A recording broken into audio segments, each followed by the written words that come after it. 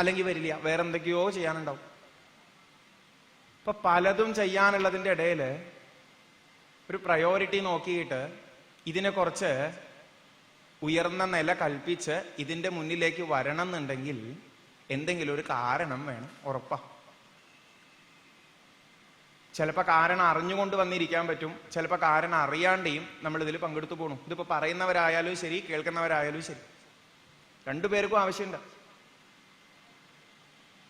ഒരിക്കലും ധരിക്കരുത് ഇങ്ങനൊരു ഫീൽഡിൽ വർക്ക് ചെയ്യണവരാണ്, അതുകൊണ്ട് എവിടെയെങ്കിലുമൊക്കെ പ്രോഗ്രാമിന് വിളിച്ചാൽ ഇതുപോലെ ചെന്നിട്ട് കുറച്ചു നേരം പ്രസംഗിച്ചോളണം. ആ നിലയ്ക്ക് ഇത് സെലക്ട് ചെയ്തത് കൊണ്ട് ഇതിന്റെ പിന്നാലെ പോവേണ്ടി വന്നവര് ഉണ്ടായിരിക്കാം. പക്ഷെ അതുകൊണ്ടും കാര്യമില്ലല്ലോ. ഏതൊന്ന് ചെയ്യുമ്പോഴും നമുക്ക് ഇതിനോടൊരു ഇൻട്രസ്റ്റ് വന്നിട്ടില്ലെങ്കിൽ പറ്റില്ല എന്ന് പറയും. അപ്പൊ ഇതുപോലെ പഠിച്ച് പറയാൻ നടക്കണവർക്കായാലും അതിലേക്ക് ഇൻട്രസ്റ്റ് കിട്ടണം. പലതും കേട്ടിരിക്കുന്നതിനിടയിൽ ഇങ്ങനെ ഒന്ന് കേൾക്കണം എന്നുണ്ടെങ്കിൽ കേൾക്കണവർക്കും ഇൻട്രസ്റ്റ് വേണം. ഇങ്ങനെ ഒന്ന് സംഘടിപ്പിക്കണം എന്നുണ്ടെങ്കിൽ അതിന്റെ സംഘാടകർക്കും ഇൻട്രസ്റ്റ് വേണം. എന്തിനാ അപ്പൊ ഭഗവത്ഗീത? പണ്ട് മഹാഭാരത യുദ്ധത്തിന്റെ നടുവിൽ വെച്ച് ശ്രീകൃഷ്ണ ഭഗവാൻ അർജുനന് ഉപദേശിച്ചു കൊടുത്തു എന്ന് നമ്മൾ കേട്ടിരിക്കുന്നു. എന്തൊക്കെയോ ചില കൺഫ്യൂഷനിൽ ഉണ്ടായിരുന്ന അർജുനന് ഇത് കേട്ട് കഴിഞ്ഞപ്പോ കാര്യമൊക്കെ മനസ്സിലായി. അർജുനൻ വേണ്ടതുപോലെ പ്രവർത്തിച്ചു. അപ്പൊ അത് മുന്നിൽ വെച്ചുകൊണ്ട് നമ്മളോടൊന്ന് പറയണു, ജീവിതത്തിൽ നിങ്ങൾ ഭഗവത്ഗീതയെ സ്വീകരിക്കൂ, വേണ്ടതുപോലെ ആയിത്തീരൂ. ഇത്രയേ അറിയുള്ളൂ. അന്ന് ഭഗവാൻ അർജുനനെ എങ്ങനെയോ ഉപദേശിച്ചു കൊടുത്തു. അതിനെ നമുക്കൊക്കെ മനസ്സിലാവുന്ന രീതിയിൽ വേദവ്യാസ മഹർഷി മഹാഭാരതം എന്ന ഗ്രന്ഥത്തിന്റെ നടുവിലായിട്ട് വെച്ച് തന്നിരിക്കും. അതിനെ സ്വീകരിക്കുമ്പോൾ ആചാര്യ പരമ്പരകളായിട്ട് കൊണ്ടുവന്നിട്ടുള്ള ഈ ധ്യാന ശ്ലോകത്തില് അദ്വൈതാമൃതവരിഷിണീം ഭഗവതീം അഷ്ടാദശാധ്യായിനീം അംബ ത്വാം അനുസന്ധതാമി ഭഗവത്ഗീതേ ഭവദ്വേഷിണീം എന്ന് ഭഗവാന്റെ തിരുമുഖത്തു നിന്ന് ഒഴുകി വന്ന ഈ വാക്കുകളെ തന്നെ, ഈ ഭഗവത്ഗീതയെ തന്നെ പ്രാർത്ഥിച്ചും കൊണ്ടാ കാണാം. അമ്മേ എന്നാ വിളിക്കണേ. ആ ഒരു സംബോധന തന്നെ കേമാണ്. അമ്മ നമ്മുടെ വിഷമം കാണാൻ വയ്യാത്ത ഒരു വ്യക്തിത്വമാണ്. ജീവിതത്തില് വേറെ ആരെ കണക്കാക്കി നോക്കിക്കോളൂ, അവരെക്കാളൊക്കെ അധികം നമ്മുടെ സമാധാനം കൊതിക്കുന്ന, നമ്മൾ നന്നായിരിക്കണം എന്ന് കൊതിക്കുന്ന ഒരു വ്യക്തിത്വം അത് അമ്മയാണ്. ഭഗവത്ഗീതയെ അമ്മയായിട്ടാ കാണുന്നത്. ഇങ്ങനൊരു ധ്യാന ശ്ലോകം വേറെ എവിടെ അത്ര കാണില്ല. വേറെ ഒരു ഗ്രന്ഥത്തിന്റെ അവിടെയും ഇത്ര കണ്ടോളണമെന്നില്ല. അമ്മയെന്ന് വിളിക്കാറാവണം എന്നുണ്ടെങ്കിൽ അത്രത്തോളം അടുപ്പം ആചാര്യന്മാർക്ക് തോന്നിയിട്ട് തന്നെയാ വിളിച്ചിട്ടുള്ളത്. 18 അധ്യായങ്ങള് എന്ന സ്വരൂപത്തോടു കൂടിയിരിക്കുന്ന ഭഗവത്ഗീതയാകുന്ന അമ്മ, എന്താ അമ്മയ്ക്ക് കൊടുത്ത വ്യാഖ്യാനം? അദ്വൈതാമൃതവരിഷിണീം ഭഗവതീം ഭവദ്വേഷിണീം. 3 കേൾക്കുമ്പോ വലിയ വാക്കൊക്കെയാണെന്ന് തോന്നും. അദ്വൈതമാകുന്ന ഒരു അമൃതത്തെ ഇങ്ങനെ വർഷിച്ചുകൊണ്ടിരിക്കുന്നുണ്ട് എന്ന്. പിന്നെ പറഞ്ഞു ഭഗവതീം. ഭഗവാൻ എന്ന് പറയുമ്പോൾ നമ്മൾ എത്രത്തോളം ഒരു വില കൊടുക്കുന്നുണ്ടോ, എത്രത്തോളം മാഹാത്മ്യം കാണുന്നുണ്ടോ, അതേപോലെയാണ് ഭഗവതിയായ ഈ ഭഗവത്ഗീത. ഇപ്പൊ ശ്രീമദ് ഭാഗവതം എന്ന ഗ്രന്ഥത്തിനൊക്കെ ആണെങ്കിൽ പ്രത്യക്ഷത്തിൽ ശ്രീകൃഷ്ണ ഭഗവാന്റെ സ്വരൂപമാണ് എന്ന് പറയും. ഒട്ടും താഴ്ന്നു വെക്കേണ്ട, ഭഗവത്ഗീത എന്ന് പറഞ്ഞാൽ ഭഗവാൻ തന്നെയാണ് എന്ന് കാണിച്ചു തന്നതാ, ഭഗവത് ശക്തി തന്നെയാണ്. പിന്നെ പറഞ്ഞു ഭവദ്വേഷിണീം. ഭവത്തെ ദ്വേഷിക്കണവള്, അദ്വൈതമാകുന്ന അമൃതനെ വർഷിക്കണവള്. ഈ 2 വാക്കാ നമുക്ക് ഭഗവത്ഗീതയിലേക്ക് വരാൻ പ്രേരണയാവേണ്ടതും ആവണതും. എന്നാൽ ഭവം എന്നുള്ള വാക്കിനെ മാറ്റിയിട്ട് സംസാരം എന്ന് പറയും, ജീവിത ചക്രം എന്ന് പറയും. ഇതിന്റെ ബുദ്ധിമുട്ടിൽ പെട്ടിരിക്കണവർക്ക് അദ്വൈതമാകുന്ന വലിയൊരു അറിവിനെ നൽകി അനുഭവിപ്പിക്കുന്ന ഭഗവത്ഗീത. ജീവിത ദുഃഖങ്ങളാകുന്ന ചൂടിൽ പെട്ടിരിക്കുമ്പോ അദ്വൈതമാകുന്ന അറിവാകുന്ന ഒരു മഴയെ പെയ്യിക്കുന്ന ഭഗവത്ഗീത. ഇങ്ങനെയാ കാണിച്ചു തരാം. പക്ഷെ അപ്പോഴും നമുക്ക് അറിയണം എവിടെയപ്പോ ജീവിതത്തിൽ ദുഃഖം. ഇതിന് തൊട്ട് മുമ്പുണ്ടായിരുന്ന ആചാര്യൻ ഹരിയേട്ടൻ, അദ്ദേഹം ഭംഗിയായിട്ട് അവസാനം പറഞ്ഞ വാക്കുകളെ കേട്ടുള്ളൂ, ജീവിതത്തിന്റെ ഒരു ചര്യയെ പറ്റി നമുക്ക് കാണിച്ചു തന്നു. എല്ലാം കഴിഞ്ഞ് അവസാനത്തി തിരിഞ്ഞു നോക്കുമ്പോഴും സത്യം പറഞ്ഞാൽ കുറെ ദുഃഖങ്ങളെ ഉണ്ടാവണുള്ളൂ. സ്വയം ഇരുന്ന് ആലോചിച്ച് നോക്കാൻ പറ്റണം ഇടയ്ക്കൊക്കെ നമുക്ക്. എനിക്ക് ജീവിതത്തിൽ വേണ്ടതെന്താ, കിട്ടണതെന്താ? വേണ്ടതെന്താന്നുള്ള ചോദ്യത്തിന് ആരാവണം എന്ന് ചോദിക്കുമ്പോഴും എന്ത് കിട്ടണം എന്ന് ചോദിക്കുമ്പോഴും സത്യം പറഞ്ഞാൽ നമുക്കൊരൊറ്റ ഉത്തരേ ഉള്ളൂ. പക്ഷെ ആ ഉത്തരം നമ്മൾ അറിയാറില്ല. ഇപ്പൊ എഞ്ചിനീയർ ആവണമെന്നോ, ഡോക്ടർ ആവണമെന്നോ, പണക്കാരനാവണമെന്നോ, നല്ല വീടുള്ളവനാണെന്നോ, ഇന്ന സിറ്റിയിൽ പോയിട്ട് താമസിക്കണവനാവണമെന്നോ, സ്ത്രീ ആവണമെന്നോ, പുരുഷനാവണമെന്നോ, എന്തൊക്കെ വിഭാഗങ്ങളിലൂടെ നമ്മൾ പറഞ്ഞാലും, ഇനി പ്രായം കടന്നവരാണ് എന്നുണ്ടെങ്കിൽ പഴയ പോലെ കുട്ടിക്കാലത്തേക്ക് പോകണം എന്ന് പറയുന്നുണ്ടെങ്കിലും ഇതിനൊക്കെ ഒരൊറ്റ ഉദ്ദേശമേ ഉള്ളൂ. ജീവിതത്തില് ഏതൊരാളായാലും കൊതിക്കണത് ഒരേ ഒരു കാര്യമാണ്. അതെന്താണ്? എളുപ്പത്തിൽ ഒറ്റ വാക്കിൽ പറഞ്ഞാൽ സമാധാനം എന്ന് പറയുന്നത്. അത് വേണ്ടാത്ത ഒരാൾ വിടില്ല. അതേ വേണ്ടു. നല്ല ആരോഗ്യം ഉണ്ടായാൽ, നല്ല സമ്പത്ത് ഉണ്ടായാൽ, വിദ്യാഭ്യാസം ഉണ്ടായാൽ, ജോലി ഉണ്ടായാൽ, ബന്ധുക്കൾ ഉണ്ടായാൽ, സമ്പത്ത് വേണ്ട പോലെ നിറഞ്ഞു നിന്നാൽ സമാധാനമായി എന്ന് നമ്മൾ ഒരു ധാരണ അതെടുത്തു വെച്ചിട്ടുണ്ട്. സമാധാനം മാത്രമാണ് എല്ലാവരുടെയും ഉദ്ദേശം. കുറച്ചും കൂടി ലളിതമായിട്ട് പറഞ്ഞാൽ ഈ സമാധാനത്തിനെ വ്യാഖ്യാനിക്കാം: ഒന്ന് വേണം, ഒന്ന് വേണ്ട. എന്തേ വേണ്ടത് എന്ന് ചോദിച്ചാൽ സുഖം വേണം. എന്താ വേണ്ടാത്തത് എന്ന് ചോദിച്ചാൽ ദുഃഖം വേണ്ട. ഇതും എല്ലാവരുടെയും പോളിസിയാണ്. കുറച്ചുകൂടി നന്നായിട്ട് പറഞ്ഞാൽ ചിരിച്ചിരിക്കാൻ നല്ല മോഹമുണ്ട്, കരയാനോ പേടിക്കാനോ ടെൻഷൻ അടിക്കാനോ ആർക്കും ഇഷ്ടമല്ല. നമ്മുടെ എല്ലാവരുടെയും അവസ്ഥയാണ്. ഓരോ സെക്കൻഡിലും ഇതൊക്കെ മാറിക്കൊണ്ടിരിക്കുന്നുണ്ട്. ചിരിക്കണമെന്ന് നല്ല മോഹം ഉണ്ടെങ്കിലും പറ്റുന്നില്ല. ചിലപ്പോൾ പേടിയാവും എന്തെങ്കിലും കാര്യം ഓർത്തിട്ട്, ചിലപ്പോൾ വിഷമാവും എന്തെങ്കിലും ഓർത്തിട്ട്. ആ സമാധാനം എന്ന് പറയുന്നത് അങ്ങോട്ട് പോവുക. ഈ സമാധാനമില്ലാത്ത അവസ്ഥയെയാണ് സത്യം പറഞ്ഞാൽ സംസാരം എന്നൊക്കെ നമ്മുടെ അടുത്ത് പറയണേ. അതാദ്യം തിരിച്ചറിയാം. എന്തോ ഒന്നിലേക്ക് എത്തിച്ചേരുമ്പോ നിങ്ങൾക്ക് സമാധാനമാണ് എന്ന് പറയുന്നു. ആ ഒന്നിനെ വിട്ട് കഴിഞ്ഞാൽ നിങ്ങൾക്ക് സമാധാനം ഇല്ല എന്ന് പറയുന്നു. ഇപ്പൊ എളുപ്പത്തിൽ എങ്ങനെയാ മനസ്സിലാവുക? എല്ലാം ഒന്ന് എന്നറിയുന്ന ഒരു അവസ്ഥയുണ്ട്. അതിലിരിക്കുമ്പോ ഒരു ടെൻഷനും ഇല്ല. എപ്പോഴും ആനന്ദം എന്ന് പറയണ ഒന്നാ, സമാധാനം എന്ന് പറയണതാ. അതേസമയം അതിൽ നിന്ന് വ്യതിചലിക്കുമ്പോ ചുറ്റും എന്തൊക്കെയോ പലതുണ്ട് എന്നിങ്ങനെ തോന്നി തോന്നി തുടങ്ങുമ്പോ ഉള്ളിൽ ആ തോന്നലുകൾക്ക് അനുസരിച്ച് സമാധാനത്തിന്റെ നിലയിൽ നിന്ന് നമ്മൾ വീണുപോയി ടെൻഷൻ അടിക്കാൻ തുടങ്ങും. അപ്പൊ അങ്ങനെ കഴിയണ ഓരോരുത്തർക്കും ഈ സമാധാനത്തിലേക്ക് എത്താൻ എന്താ വഴി? ആ അറിവിനെ നൽകണതാണ് സകല ശാസ്ത്രങ്ങളും നമ്മുടെ സംസ്കാരത്തിലുള്ളത്. അതിലേറ്റവും പ്രധാനപ്പെട്ടതായിട്ട് ഇതാ ഭഗവത്ഗീതയെ കാണിച്ചു തരും. നമ്മൾ കേൾക്കും, പല ജന്മങ്ങളെടുത്ത് കഷ്ടപ്പെടുന്നവർക്ക് ഇനി ഒരു ജന്മമില്ലാത്ത അവസ്ഥയിലേക്ക് എത്താൻ ദാ ഈ അദ്വൈതത്തെ ഉപദേശിച്ചു തരുന്ന ഭഗവത്ഗീത. അപ്പോഴും നമുക്കൊക്കെ ഒരു കൺഫ്യൂഷൻ ഉണ്ട്. കാരണം പല ജന്മങ്ങൾ എടുത്ത് വന്നവരാണ് നമ്മൾ എന്നുള്ളത് ആദ്യം വിശ്വാസമില്ല, പിന്നെ മെല്ലെ മെല്ലെ അത് വിശ്വാസമാവും.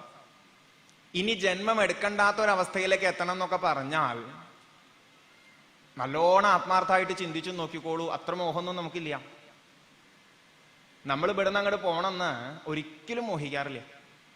എല്ലാവർക്കും ഇഷ്ടം ഇവിടെ തന്നെ കുറച്ചുകൂടി നല്ല നിലയിൽ ജീവിക്കുക എന്നുള്ളതാണ്. ഈ നല്ല നില എന്ന് പറഞ്ഞാൽ ആദ്യം അറിയേണ്ടത് പുറമേ ഉള്ള നിലയല്ല, ഉള്ളില് കുറച്ച് സമാധാനം കൂടിയ നിലയിലേക്ക് എത്തുകയാണ്. ഇപ്പൊ ഏറ്റവും ലളിതമായിട്ട് ചിന്തിച്ചാൽ മതി. എന്തിനാ ഭഗവത്ഗീത കേൾക്കണേന്ന് ചോദിച്ചാൽ, ഭഗവത്ഗീത നമ്മുടെ അമ്മയാണ്. ആ അമ്മയുടെ അടുത്ത് ചേർന്നിരുന്ന് കഴിഞ്ഞാൽ അമ്മ എന്ത് പറഞ്ഞു തരുന്നുണ്ട്? നിന്റെ സമാധാനം കളയാതെ സൂക്ഷിക്കാനുള്ള വഴി പറഞ്ഞു തരുന്നുണ്ട്. ടെൻഷൻ അടിച്ച് കളയേണ്ടതല്ല ജീവിതം, സന്തോഷമായിരിക്കേണ്ടതാ, സമാധാനമായിരിക്കേണ്ടതാ. അതിനുള്ള വഴി തുറന്നു തരുന്നുണ്ട്. അർജുനന് യുദ്ധം ചെയ്യണോ വേണ്ടയോ എന്നൊരു സംശയമായി പോയില്ലേ സമാധാനം. ഭഗവാൻ പറഞ്ഞു കൊടുത്തു, നീ ചെയ്യണത് യുദ്ധാണോന്നോ അതോ വെറുതെ വീട്ടിലിരുന്ന് എന്തെങ്കിലും ചെയ്യാണോ അതൊന്നും അറിയണ്ട. വേണ്ട സമയത്ത് വേണ്ട പോലെ സ്ക്രിപ്റ്റിനനുസരിച്ച് നീ ഓരോ ദിക്കിലേക്ക് എത്തിക്കോളും, അതത് കാര്യങ്ങൾ ചെയ്യാം. എന്ത് ചെയ്യേണ്ടി വരുമ്പോഴും അർജുനനോട് ഭഗവാൻ പറഞ്ഞു കൊടുത്തത് അതാ, ഒരു പ്രത്യേക നിലയിലേക്ക് എത്തിയിട്ട് ചെയ്യാം. താൻ ചെയ്യാന്ന് തോന്നാൻ പാടില്ല, തനിക്ക് എന്തെങ്കിലും കിട്ടണമെന്നും തോന്നാൻ പാടില്ല, ഇങ്ങനെയൊക്കെ.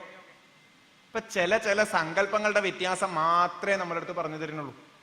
നിങ്ങൾ എവിടെ ഇരുന്നിട്ടാണെങ്കിലും എങ്ങനെ ഇരുന്നിട്ടാണെങ്കിലും സമാധാനത്തിലേക്ക് എത്തിച്ചേരാനുള്ള വഴി. സ്ത്രീയാണോ പുരുഷനാണോ നോക്കണ്ട, ചെറിയവനാണോ വലിയവനാണോ നോക്കണ്ട, എന്തൊക്കെ ചുറ്റുപാടുകളുണ്ട്, വ്യത്യാസങ്ങളുണ്ട് ചുറ്റുപാടില്, ഇതൊന്നും ബാധകയല്ല. എവിടെ ഇരിക്കുമ്പോഴും എങ്ങനെ ഇരിക്കുമ്പോഴും ഉള്ളുകൊണ്ട് സമാധാനത്തിലേക്ക് എത്തിച്ചേരാനുള്ള വഴി. ഇപ്പൊ നമുക്ക് അനുസ്മരിക്കാനുള്ളത് ഭഗവത്ഗീതയുടെ 16-ാമത്തെ അധ്യായത്തിൽ അടങ്ങുന്ന കാര്യങ്ങളാണ്. ദൈവികമായിട്ടുള്ള സമ്പത്തും ആസുരികമായിട്ടുള്ള സമ്പത്തും എന്നതിനൊരു പേരും കൊടുത്തു. അപ്പൊ എന്താ പറഞ്ഞു വരണേ?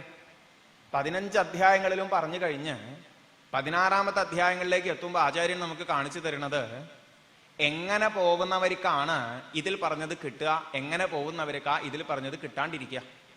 ഏറ്റവും എളുപ്പത്തിൽ പറഞ്ഞു, ദൈവിക സമ്പത്തിലൂടെ പോകുന്നവർക്ക് സമാധാനം, ആസുരിക സമ്പത്തിലൂടെ പോകുന്നവർക്ക് ലവലേശം അത് കിട്ടില്ല. കാര്യം കഴിഞ്ഞു. ദൈവീ സമ്പദ് വിമോക്ഷായ നിബന്ധായ ആസുരീമത എന്ന് ഭഗവാന്റെ വാക്ക്. ദൈവികമായിട്ടുള്ള സമ്പത്ത് നിങ്ങൾക്ക് മോക്ഷത്തിന് വേണ്ടിയിട്ടാണ്. മോക്ഷം എന്ന് പറഞ്ഞാൽ സംശയിക്കണ്ട, ടെൻഷൻ ഫ്രീ ആവുന്ന അവസ്ഥ എന്നെടുത്താൽ മതി. നേരെ മറിച്ച് ആസുരിക സമ്പത്താണ് എന്നുണ്ടെങ്കിൽ കൂടുതൽ കൂടുതൽ നിങ്ങളെ പല വിഷമങ്ങളിലേക്കും നയിക്കുന്നു. ഇപ്പൊ സമ്പത്ത് എന്നും വാക്കും കൊടുത്തു. നമ്മൾ സാധാരണ കാണുന്ന ഒരു സമ്പത്തല്ല. ഇന്ന് സ്വർണം, അതുപോലെ വിലപിടിപ്പുള്ള ലോഹങ്ങള്, രത്നങ്ങള്, നോട്ട് കെട്ടുകള്, കോയിൻസ്, പണം എന്ന രീതിയിൽ നമ്മൾ സമ്പത്ത് എന്ന് പറയുന്നു. കുറച്ച് വസ്ത്രം സ്വന്തമായിട്ടുണ്ടെങ്കിൽ സമ്പത്താണ്, കുറച്ച് ഫർണിച്ചർ സ്വന്തമായിട്ടുണ്ടെങ്കിൽ സമ്പത്താണ്, ഒരു വീടുണ്ടെങ്കിൽ അതൊരു സ്വത്താണ്. പക്ഷേ നമ്മൾ പോലും അറിയാണ്ട് നമ്മുടെ വാക്കുകളിൽ നമ്മൾ ഉപയോഗിക്കുന്നതാണ് ഇവൻ എൻ്റെ സ്വത്താണ്, അല്ലെങ്കിൽ ഇതെന്റെ സ്വത്താണ്, ഈ സ്വഭാവം എൻ്റെ സ്വത്താണ് എന്നൊക്കെ. ഇപ്പൊ സമ്പത്ത് എന്ന് പറഞ്ഞാൽ ഒരിക്കലും എണ്ണിത്തിട്ടപ്പെടുത്താൻ പറ്റണതെന്നോ കൈകൊണ്ട് പിടിക്കാൻ പറ്റണതെന്നോ ഏതെങ്കിലും ഒരു പെട്ടിയിലിട്ട് സൂക്ഷിക്കാൻ ഉള്ളതെന്നോ അർത്ഥമില്ല. പിന്നെ സമ്പത്ത് കൊണ്ട് നമ്മൾ ഉദ്ദേശിക്കാറുള്ളത് ജീവിതത്തിൽ സമാധാനം, സുഖം എന്നുള്ളതാണ്. ആ തരത്തിലെടുത്താൽ മതി. ഇപ്പൊ സമ്പത്ത് കൊണ്ട് നമ്മൾ ഉദ്ദേശിക്കുന്നത് എന്തൊന്നിനെ സ്വീകരിച്ചാലാണോ, എന്തൊന്നിനെ സൂക്ഷിച്ചു വെച്ചാലാണോ എനിക്ക് സമാധാനം ഉണ്ടാവുക, അതാണ് സമ്പത്ത്. അത് നോട്ടുകെട്ടിൽ കിട്ടില്ല. നല്ലോണം ആലോചിച്ചാൽ അറിയാം. കാശ് വേണം ജീവിക്കാമെന്ന് നമ്മൾ പറയുന്നുണ്ടെങ്കിലും ആ സമ്പത്ത് കൊണ്ട് ഒരിക്കലും സമാധാനം ഉണ്ടാവുന്നില്ല.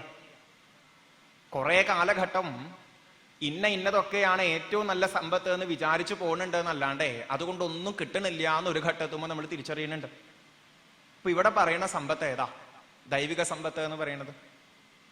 നമുക്ക് അതിനും നല്ലൊരു ലളിതമായിട്ടുള്ള വാക്ക് കണ്ടുപിടിക്കാട്ടോ. ഇപ്പൊ മോക്ഷം അതിലേക്ക് എത്തിക്കാനാണ്, എല്ലാ ടെൻഷനുകളും കടന്ന് സമാധാനമാകുന്ന ഒരു അവസ്ഥയിലേക്ക് എത്തിക്കാനാണ്. അതെങ്ങനെയുള്ളവർക്കാ പറ്റുക?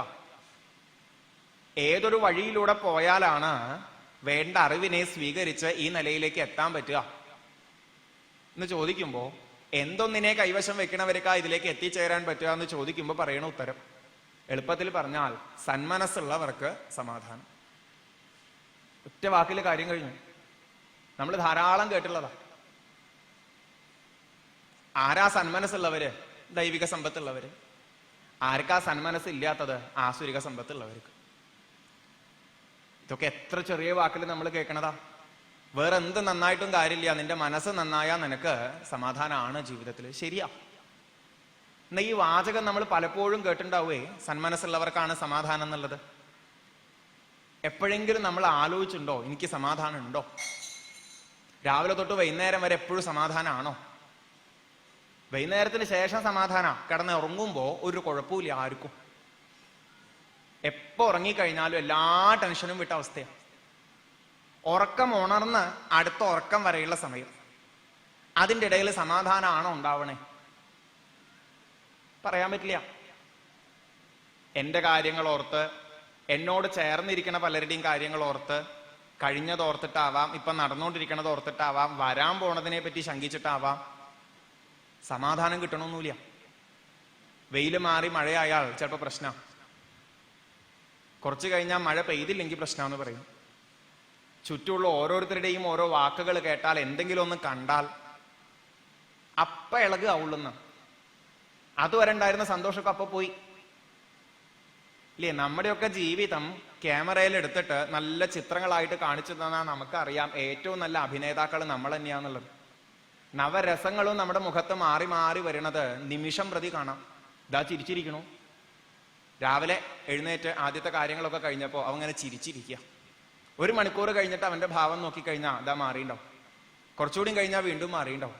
വൈകുന്നേരം ആവുമ്പോഴേക്കും ഒരു ദീനഭാവമാവും. എങ്ങനെയെങ്കിലും ഒന്ന് ഈ ഭാരം മുഴുവൻ ഇറക്കി വെച്ചിട്ട് ഉറങ്ങിയാ മതി എന്നൊരു തോന്നലാവും.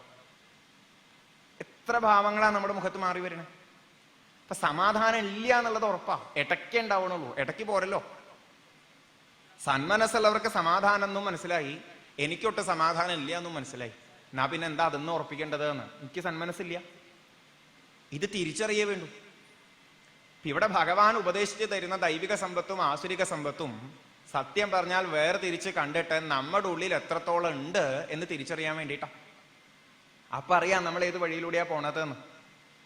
പക്ഷെ ഒന്നുണ്ട് കേട്ടോ, അത് ആദ്യം ഉറപ്പിക്കണം. ഇത് കേൾക്കുന്നതിന് മുമ്പ് നമുക്ക് എല്ലാവർക്കും പൊതുവെ ഉള്ളൊരു ധാരണയാണ് പഠിച്ചു കഴിഞ്ഞാൽ ചെയ്യാൻ പറ്റും എന്നുള്ളത്.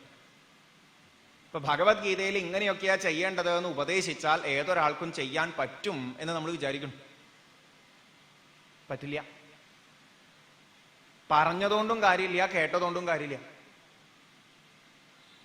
ചുറ്റും നോക്കുക, എത്രയോ പേര് ഈ ശാസ്ത്രങ്ങളൊന്നും പഠിക്കാത്തവരെ നല്ല നിലയിൽ പോണത് കാണാം. ഇത് പഠിച്ചുകൊണ്ടിരിക്കുന്നവർക്ക് തന്നെ ഇതിൽ പറയണ നല്ല സ്വഭാവം ഇല്ലാണ്ടും കാണാം. അപ്പൊ എന്താ അതിന്റെ വ്യത്യാസം? അതിനും ഭഗവാൻ ഇവിടെ അർജുനനോട് പറയുന്ന ഒരു വാചകമുണ്ട്. ദൈവിക സമ്പത്തും ആസുരിക സമ്പത്തും വിസ്തരിച്ച് കേട്ടപ്പോ അർജുനന് തന്നെ ഉള്ളിൽ ഒരു ഡൗട്ട് തോന്നിയെന്നാണ് ശങ്കരാചാര്യ സ്വാമികളെ പോലുള്ളവർ വ്യാഖ്യാനത്തിൽ എഴുതി വെച്ചിരിക്കുന്നത്. അർജുനന് സംശയം, ഞാനിപ്പോ ഇതിൽ ഏതാ? ഇപ്പൊ ഭഗവാൻ അപ്പൊ തന്നെ ഒരു ആശ്വാസനം കൊടുക്കുന്നുണ്ട് എന്നാണ്, നീ ഒട്ടും വിഷമിക്കണ്ട, നീ ദൈവിക സമ്പത്തുള്ളവനാണ് എന്ന്. ഭഗവാൻ തന്നെ അവിടെ പറയണു, ദൈവിക സമ്പത്തോടു കൂടി ജനിച്ചവര് വന്നവര് അല്ലെങ്കിൽ ആസുരിക സമ്പത്തോടു കൂടി വന്നവര്. ഇങ്ങനെ ശ്രദ്ധിക്കുമ്പോഴാ നമുക്കും ജീവിതത്തിൽ അനുഭവങ്ങൾ നോക്കിയാൽ കാണാം. ചിലർക്ക് ജന്മനാ ചില സ്വഭാവം ഉണ്ട്, നമുക്കൊക്കെ ഉണ്ട്.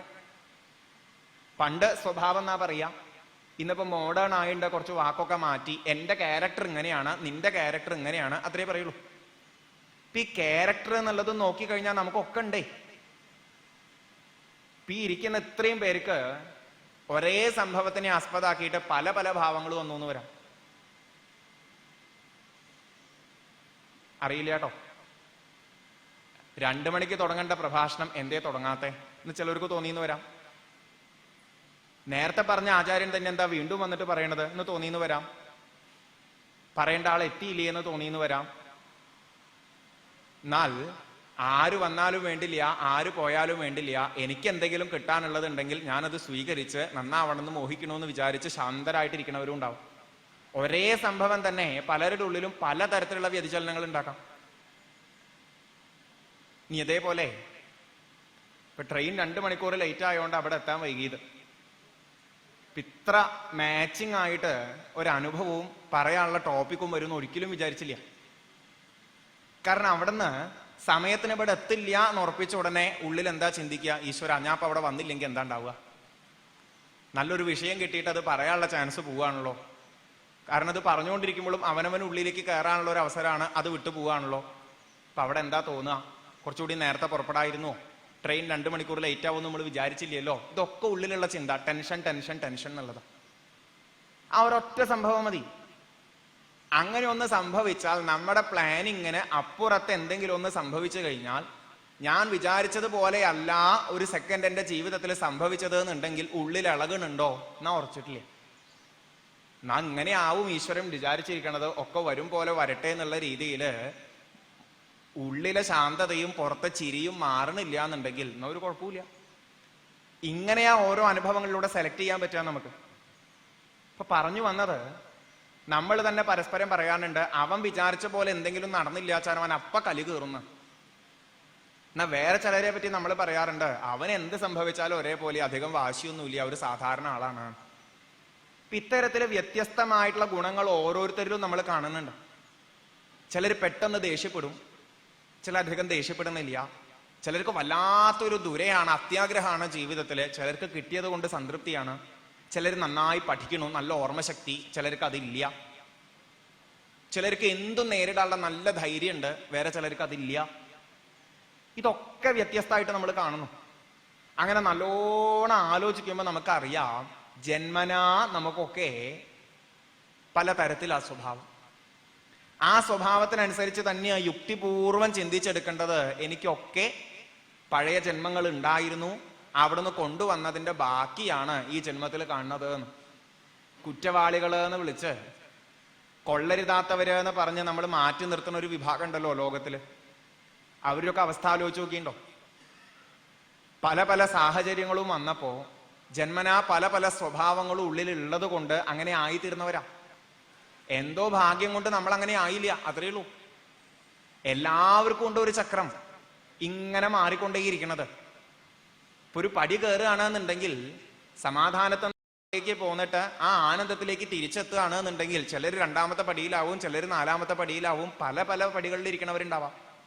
നമ്മളൊക്കെ പല ജന്മങ്ങളിലൂടെ പല നിലയിലെത്തിയവരാ. കയറ്റിറക്കങ്ങൾ ഉണ്ടാവണമുണ്ട്. ഒരിക്കലും പഠിച്ചതുകൊണ്ട് ഞാൻ അത് ആചരിക്കും എന്നുള്ളത് നമുക്ക് ഒരിക്കലും പറയാൻ പറ്റില്ല. ഭാഗ്യം നല്ലോണം വേണം. ആ ഭാഗ്യം ഉള്ളത് കൊണ്ടാണ് ഈ ഭാഗ്യം നല്ലോണം വേണം എന്നുള്ള വാചകം പറയാനും കേൾക്കാനും തന്നെ നമുക്ക് പറ്റണേ. ഇല്ലെങ്കിൽ ഇല്ല. സന്മനസ്സുള്ളവർക്കാണ് സമാധാനം എന്ന് പറയണത്. കേൾക്കാൻ തന്നെ ഭാഗ്യം വേണം, അല്ലെങ്കിൽ വഴിയിലൂടെ വരാൻ പറ്റില്ല. അത് ആചരിക്കാൻ തനിക്ക് തോന്നുന്നുണ്ടെങ്കിൽ അതും പല ജന്മങ്ങളിലൂടെ തനിക്ക് തന്റെ പ്രവൃത്തികൾക്കനുസരിച്ച് ഈശ്വരൻ തന്നിട്ടുള്ള ഈശ്വരന്റെ കാരുണ്യം എന്ന് ഉറപ്പാക്കുക വേണ്ടേ. അപ്പോ ദൈവിക സമ്പത്തായാലും ആസുരിക സമ്പത്തായാലും പല ജന്മങ്ങളിലൂടെ പോന്നിട്ട് പല കർമ്മങ്ങളും ചെയ്തതനുസരിച്ച് നമ്മൾ നേടിയെടുത്തിട്ടുള്ളതാണ്. അപ്പൊ പിന്നെ ഒരു ചോദ്യമുണ്ട്, അപ്പൊ പിന്നെ ഇത് കേട്ടിട്ട് ഇപ്പൊ എന്താ ആവശ്യം? എന്റെ സമ്പത്ത് ഏതാ? എനിക്ക് ദൈവിക സമ്പത്താണോ ആസുര സമ്പത്താണോ, എന്തൊക്കെ ഗുണങ്ങളാ എനിക്കുള്ളത് എന്നറിയല് മാത്രമാണോ? അല്ല. ഉള്ളില്, നമ്മുടെ ഒക്കെ ഉള്ളില് ഇത് കേട്ടും കൊണ്ട് പാകത്തിന് എനിക്കൊന്ന് ഉയരണം എന്നുള്ളൊരു തോന്നൽ വരുമ്പോ അതിനനുസരിച്ച് ചുറ്റും അന്തരീക്ഷങ്ങൾ വരും, അതനുസരിച്ച് അവസരങ്ങൾ വന്നു ചേരും. മെല്ലെ മെല്ലെ കുറച്ചൊക്കെ ആസുരിക സമ്പത്ത് ഉള്ളവനും അത് കളഞ്ഞിട്ട് ദൈവിക സമ്പരത്തിലേക്ക് കയറാൻ സാധിക്കും. ഇതൊന്ന് തിരിച്ചറിഞ്ഞ് ഉള്ളിലൊന്ന് ബോധിക്കാൻ വേണ്ടിയിട്ടാണ്. സത്യം പറഞ്ഞ ഈ ശാസ്ത്രങ്ങളൊക്കെ അവനവന്റെ പോരായ്മയെ തിരിച്ചറിഞ്ഞ് ഒന്ന് ഉയരണമെന്ന് കൊതിക്കാൻ വേണ്ടി അത് തോന്നി കിട്ടിയാൽ നമ്മൾ രക്ഷപ്പെട്ടു. എനിക്ക് ഇന്ന ഇന്ന പ്രശ്നങ്ങളുണ്ട്, എന്റെ തന്നെ കുഴപ്പം കൊണ്ടാണ് എനിക്ക് സമാധാനം നഷ്ടപ്പെടുന്നത് എന്നൊന്ന് ഉറപ്പായി കിട്ടിയാൽ, എനിക്ക് എന്നെ ഒന്ന് നേരെയാക്കണം എന്ന് ഉറപ്പായി കിട്ടിയാൽ അവസരങ്ങൾ ചുറ്റും നിന്നും വരും. കാരണം ആ ഒരു സച്ചിദാനന്ദത്തിൽ നിന്ന് വിട്ടിട്ടുള്ള നമുക്ക് ആ സച്ചിദാനന്ദ സ്വരൂപി തന്നെ പല പല രൂപത്തിൽ വന്ന പാഠങ്ങൾ തന്ന് നമ്മളെ നേർവഴിക്ക് നയിക്കുന്നുണ്ട്. ചുറ്റുമിരിക്കണ ലോകത്തിൽ അമ്മയുടെ, അച്ഛന്റെ, ഗുരുനാഥന്റെ, ബന്ധുക്കളുടെ, ശത്രുക്കളുടെ സകലരുടെയും രൂപത്തിലിരുന്ന് പാഠങ്ങൾ പഠിപ്പിച്ച് തന്നുകൊണ്ട് നേർവഴിക്ക് നയിക്കുന്നുണ്ട്. ഒന്നായ നിന്നെ രണ്ടെന്നു കണ്ട സമയത്തുണ്ടായ ബുദ്ധിമുട്ട് അദ്ദേഹം പറഞ്ഞു. ആ രണ്ടെന്ന് കണ്ടുകൊണ്ട് ഉണ്ടാവണ ബുദ്ധിമുട്ടിൽ നിന്ന് ഒന്ന് എന്നുള്ള നിലയിലേക്ക് എത്തിക്കാൻ വേണ്ടി നമുക്കൊരു വഴികാട്ടിയായിട്ട് നിൽക്കുന്നതും ആ ഒന്നായ ഈശ്വരൻ തന്നെയാണ് എന്നാണ് അദ്ദേഹം ഉണ്ട്. അപ്പൊ ആ ഒരു മുമുക്ഷുത്വം എന്ന് പറയണതോ രക്ഷപ്പെടണം എന്നുള്ള തോന്നല് എന്ന് പറയണതോ അതൊന്നും ഉള്ളിലുണ്ടാവാൻ, എനിക്ക് പോരായ്മയുണ്ട്, എനിക്ക് സമാധാനത്തിലേക്ക് എത്തിച്ചേരണം, ഞാൻ ഇത്രയും കാലം ചെയ്തത് കൊണ്ടൊന്നും അത് കിട്ടിയിട്ടില്ല എന്നൊരു തിരിച്ചറിവ് ഉണ്ടായാൽ താനേ ഉള്ളിലെ അഹങ്കാരം, സ്വാർത്ഥത അതൊക്കെ പോവുമ്പോ മറകൾ നീങ്ങി ഉള്ളിൽ നിന്ന് വേണ്ടതുപോലെ വഴി നേരെ കാണിച്ചു തരും. അതിലൂടെ പോവാം. ഏത് നിലയിലാണെങ്കിലും സമാധാനത്തിലേക്ക് എത്തിച്ചേരും. ഇത് ആദ്യം ഉറപ്പിച്ചുകൊണ്ട് വേണം ഈ സമ്പത്ത് എന്തൊക്കെയാന്ന് വിസ്തരിച്ച് കേൾക്കാൻ പുറപ്പെടാം. ഇപ്പൊ ഭഗവാൻ കുറച്ച് അധ്യായങ്ങൾക്ക് മുമ്പേ തന്നെ ഇതിനെ പറഞ്ഞിരുന്നു. തൻ്റെ വഴിക്ക് പോണവര് എന്നും തന്നെ വിട്ടുപോകുന്നവര് എന്നുള്ള അർത്ഥത്തിൽ. അല്ലെങ്കിൽ തൻ്റെ വാക്ക് കേട്ട് പോകുന്നവരെന്നും തന്നെ മറന്നു പോകുന്നവരെന്നുള്ള അർത്ഥത്തിൽ. അവിടെ ദൈവിക സമ്പത്ത്, ആസുരിക സമ്പത്ത്, അതേപോലെ രാക്ഷസികമായ സമ്പത്ത് എന്ന് പറഞ്ഞു. ഇവിടെ ആസുരികം അതേപോലെ രാക്ഷസന്മാരുടെ എന്ന് പറഞ്ഞത് കൂട്ടിച്ചേർത്തു. വേണ്ടാത്ത ഒരു സ്വഭാവം, ദൈവിക സമ്പത്ത് വേണ്ടത്. ഇനി അതിനെ വിസ്തരിച്ച് വേറെ തിരിച്ചു കാണിച്ചു തരും. ആദ്യം ഭഗവാൻ എണ്ണി എണ്ണി പറയണത് ദൈവിക സമ്പത്തിനെ പറ്റിയിട്ടാ. അഭയം, സത്വസംശുദ്ധിർ, ജ്ഞാനയോഗ വ്യവസ്ഥിതി, ദാനം, ദമശ്ച, യജ്ഞശ്ച, സ്വാധ്യായ, സ്തപ, ആർജവം എന്നിങ്ങനെ തുടങ്ങിയിട്ട് ആദ്യം പറയണത് അഭയം. അവിടെ ഒരു സംശയമുണ്ടോ? കാരണം നമ്മളൊക്കെ ഭഗവത്ഗീതയിലൂടെ എത്താൻ കൊതിക്കണത് അഭയത്തിലേക്കാണ്. അങ്ങനെ ഇരിക്കെ ദൈവിക സമ്പത്തിന്റെ ലക്ഷണമായിട്ടും ആദ്യം ഒരു അഭയം പറഞ്ഞാൽ നമ്മൾ എത്തിയിട്ടില്ലല്ലോ എന്ന് തോന്നും. ഇപ്പൊ ഈ അഭയം കൊണ്ട് എന്താ ഉദ്ദേശിക്കണേ? ഭീരുവല്ലാണ്ടിരിക്കുക എന്ന് ശങ്കരാചാര്യ സ്വാമികൾ പറയുന്നു. എന്നാ മറ്റു പല ആചാര്യന്മാരും അഭിപ്രായപ്പെടുന്നത് നമുക്ക് ഇഷ്ടമുള്ള ഒരു സാധനം നമ്മളെ വിട്ടുപോകുമ്പോൾ, ഇഷ്ടമല്ലാത്തൊരു സാധനം നമ്മുടെ കൂടെ ചേരുമ്പോ വല്ലാത്ത സങ്കടം. ജീവിതത്തില് ഓരോ സെക്കൻഡും നമ്മുടെ ഉള്ളില് ചെറിയ രീതിയിലെങ്കിലും ടെൻഷൻ ഉണ്ടാവും. ഇഷ്ടപ്പെട്ടത് വിട്ടുപോവോ, ഇഷ്ടപ്പെടാത്തതെന്തെങ്കിലും വന്നു ചേരുമോ? ഇതെന്നും ഉള്ളിൽ തോന്നലുണ്ട്.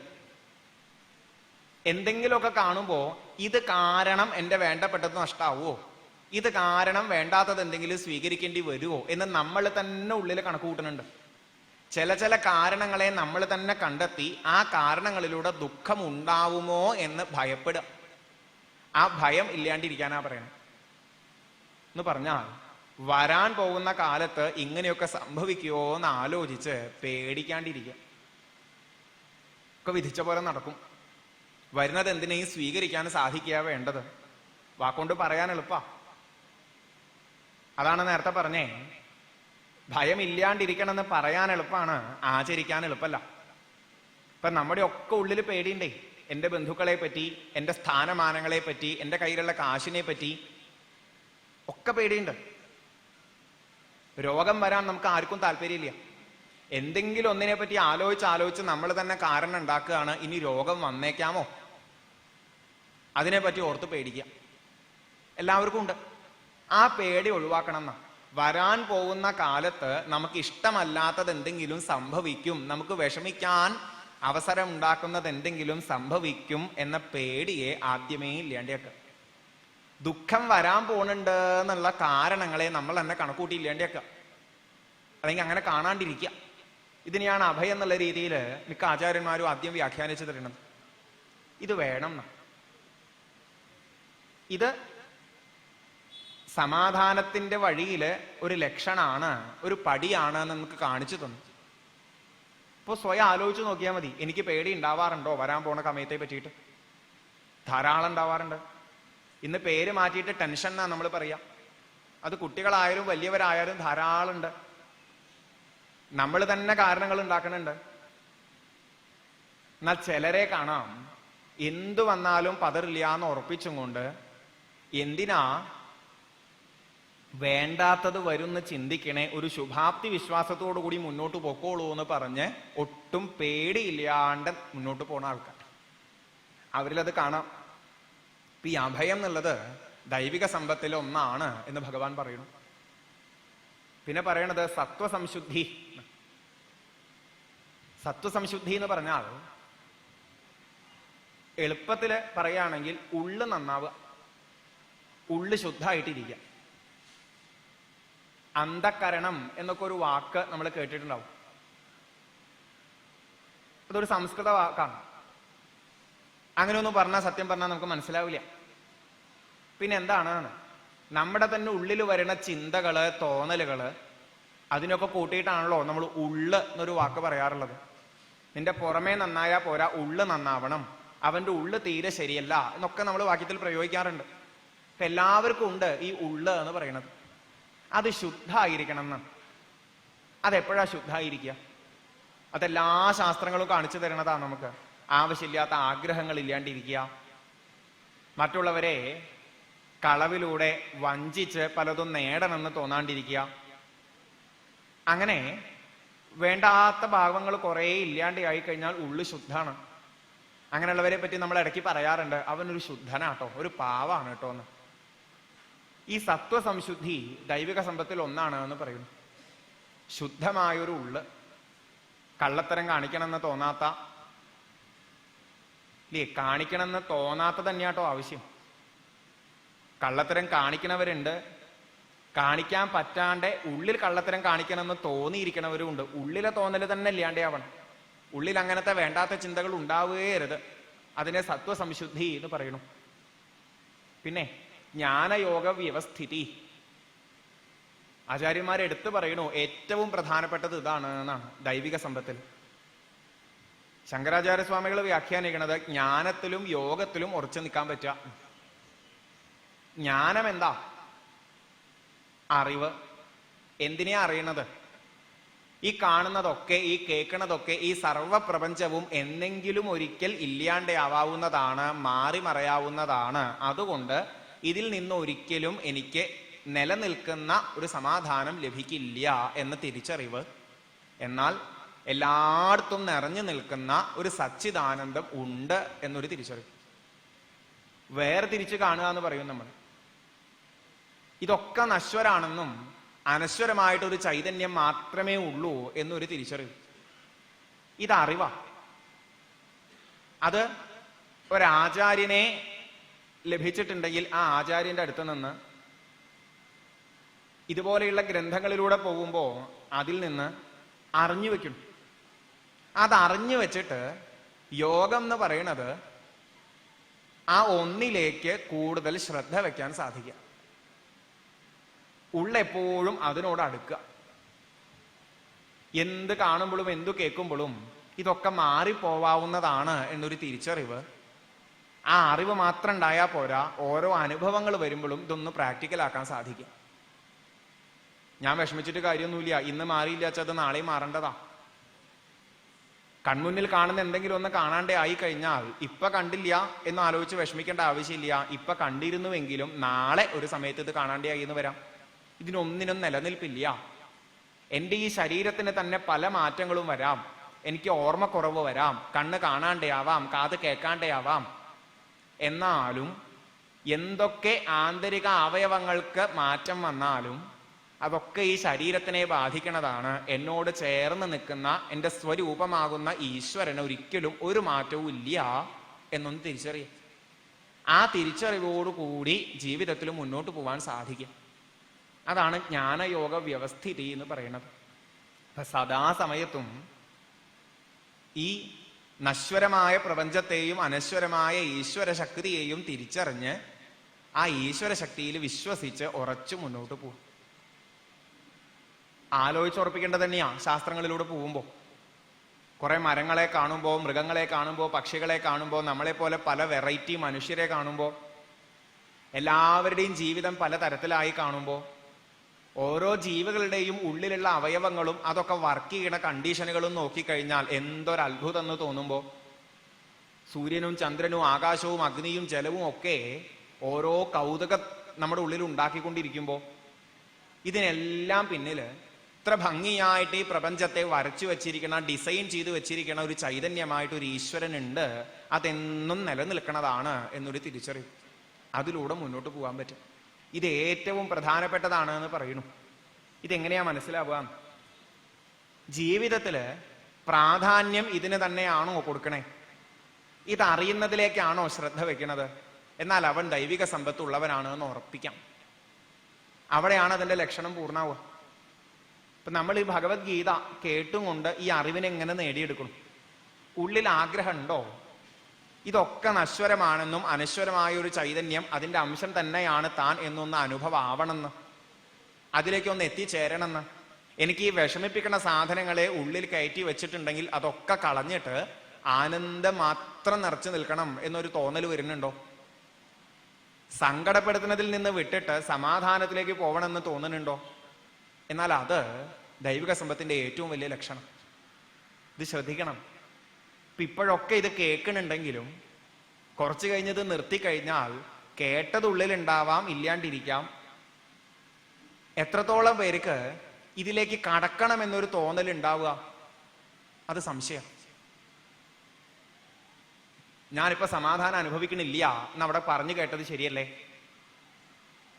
എനിക്ക് തന്നെ ആലോചിച്ചാൽ മനസ്സിലാവണുണ്ടല്ലോ ഇതൊക്കെ എന്തെങ്കിലും മാറി മറിഞ്ഞു പോണതാണ് എന്ന്.